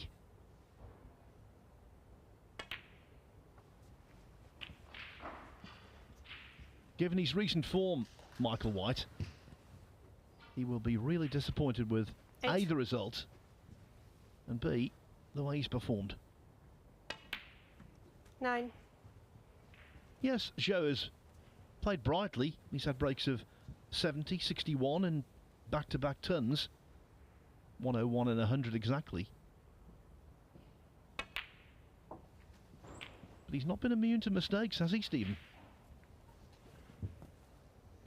No, he's made a few himself and just seems to be mopping up the mistakes from Michael at the moment. Michael will be bitterly disappointed with particularly the last few frames, and oh, there's another one. The misses are starting to creep in now, 16. Phil.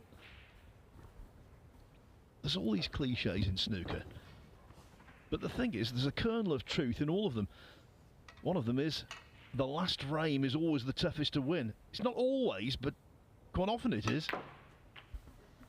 1. Yeah, and the misses tend to be contagious. One player misses a sitter, and it's easy to do the same. Both seem to have just lost that intensity at the moment. The focus has just gone. It's going to take a a big effort for Michael now to try and regain some of 6. that concentration and that willpower to get back into this match. Yeah, especially with 4 of the 6 reds left, close to cushions. Yeah, it's an unfavourable table at the minute for 7. Michael. Yellow safe as well.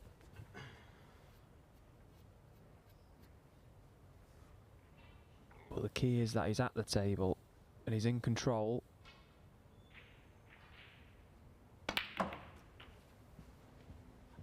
Even in a scenario like this, he's played the cannon, it's not worked out, but he's still at the table, he's in control, he's able 14. to dictate the play.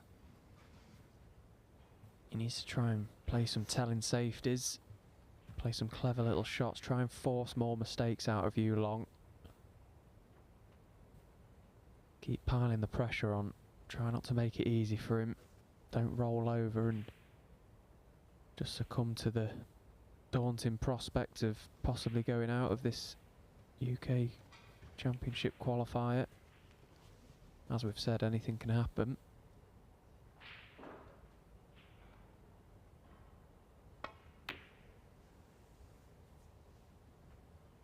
Michael White, 14.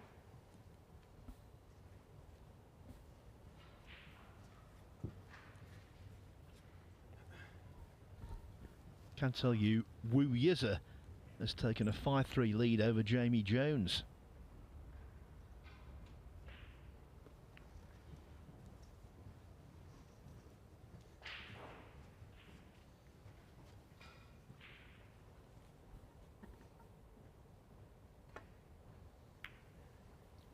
It is really slow going. Jack Jones against Mark Joyce. 2-2. Now bear in mind, that match began 3 hours ago. And they're still in the early stages of frame 5. Just to repeat, the winner of that match plays the winner of this in the final qualifying round.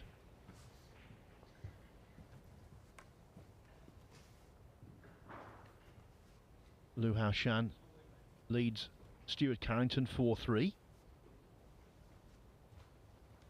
It's 3-3, Andy Hicks against Lu Ning.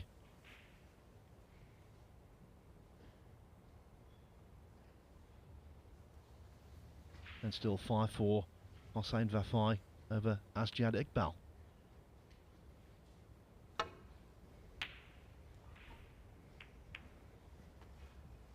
Oh, dear me. Dear me. We had a triumph for Jimmy White last night, but this morning, Michael White looks like he's going to be departing.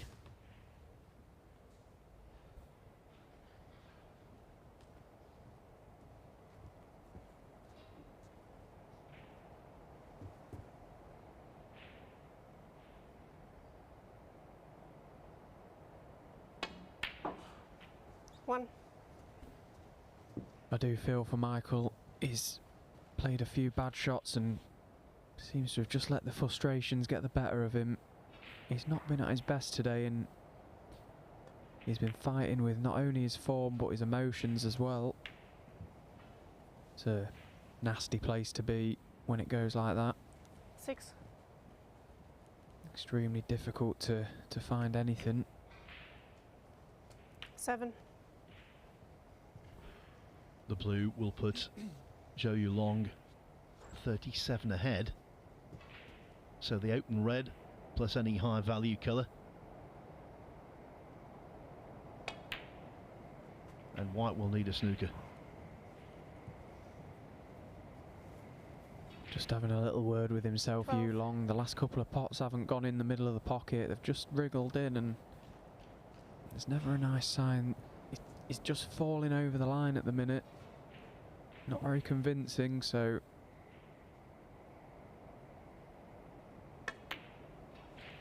$13. Black takes him to 67. 45 points to the good with 43 on, as you say.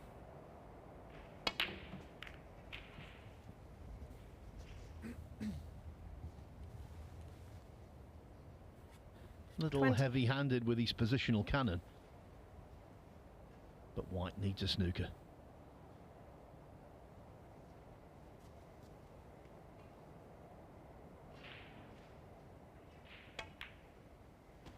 Zhou Yulong, 20.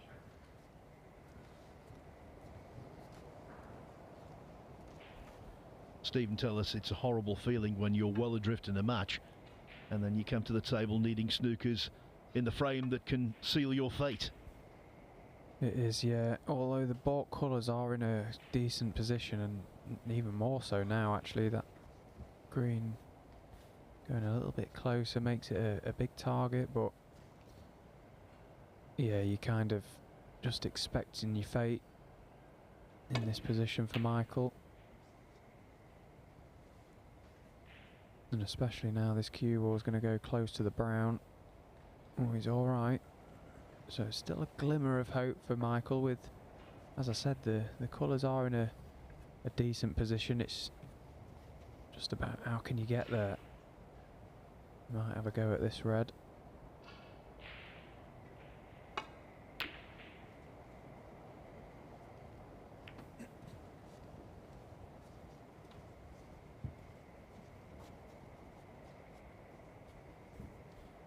Zhou Yulong will be doing nothing rash.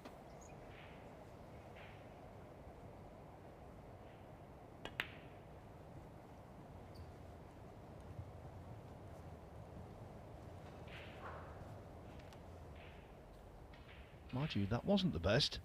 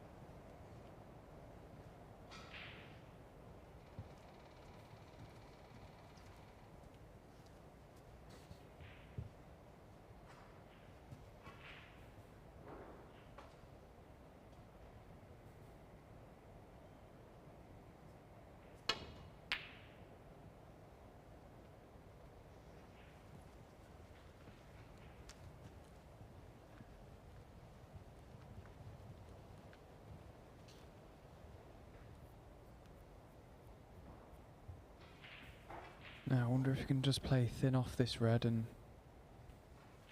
try and nestle up to the yellow, get in behind the green.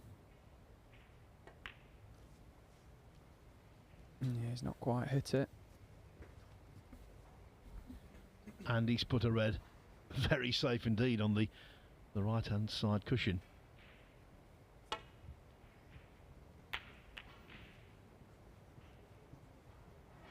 Oh no, oh no. What a way to complete victory. I think it summed up Michael White's day really. It was one of those days where everything that could go wrong did go wrong. He didn't have the best of run, I don't believe, but also he made several unforced errors, and against a player like Zhou Yulong, well, I'm afraid that is going to be the recipe for defeat. Zhou Yulong defeats Michael White 6-2, the highlight of the match. Either side of the interval, Zhou making back-to-back century breaks. So he goes forward to take on either Jack Jones or Mark Joyce in the final qualifying round. They're still mired at 2-2. As for our action for the rest of the day, well, we'll return in just under a couple of hours' time for what should be a cracking contest here on Table 1. It is China against Thailand. It is former UK champion Ding Junhui against that great entertainer Thepchaiya Anu. Hope to have your company for that. Remember, 2:30 local time. The action resumes.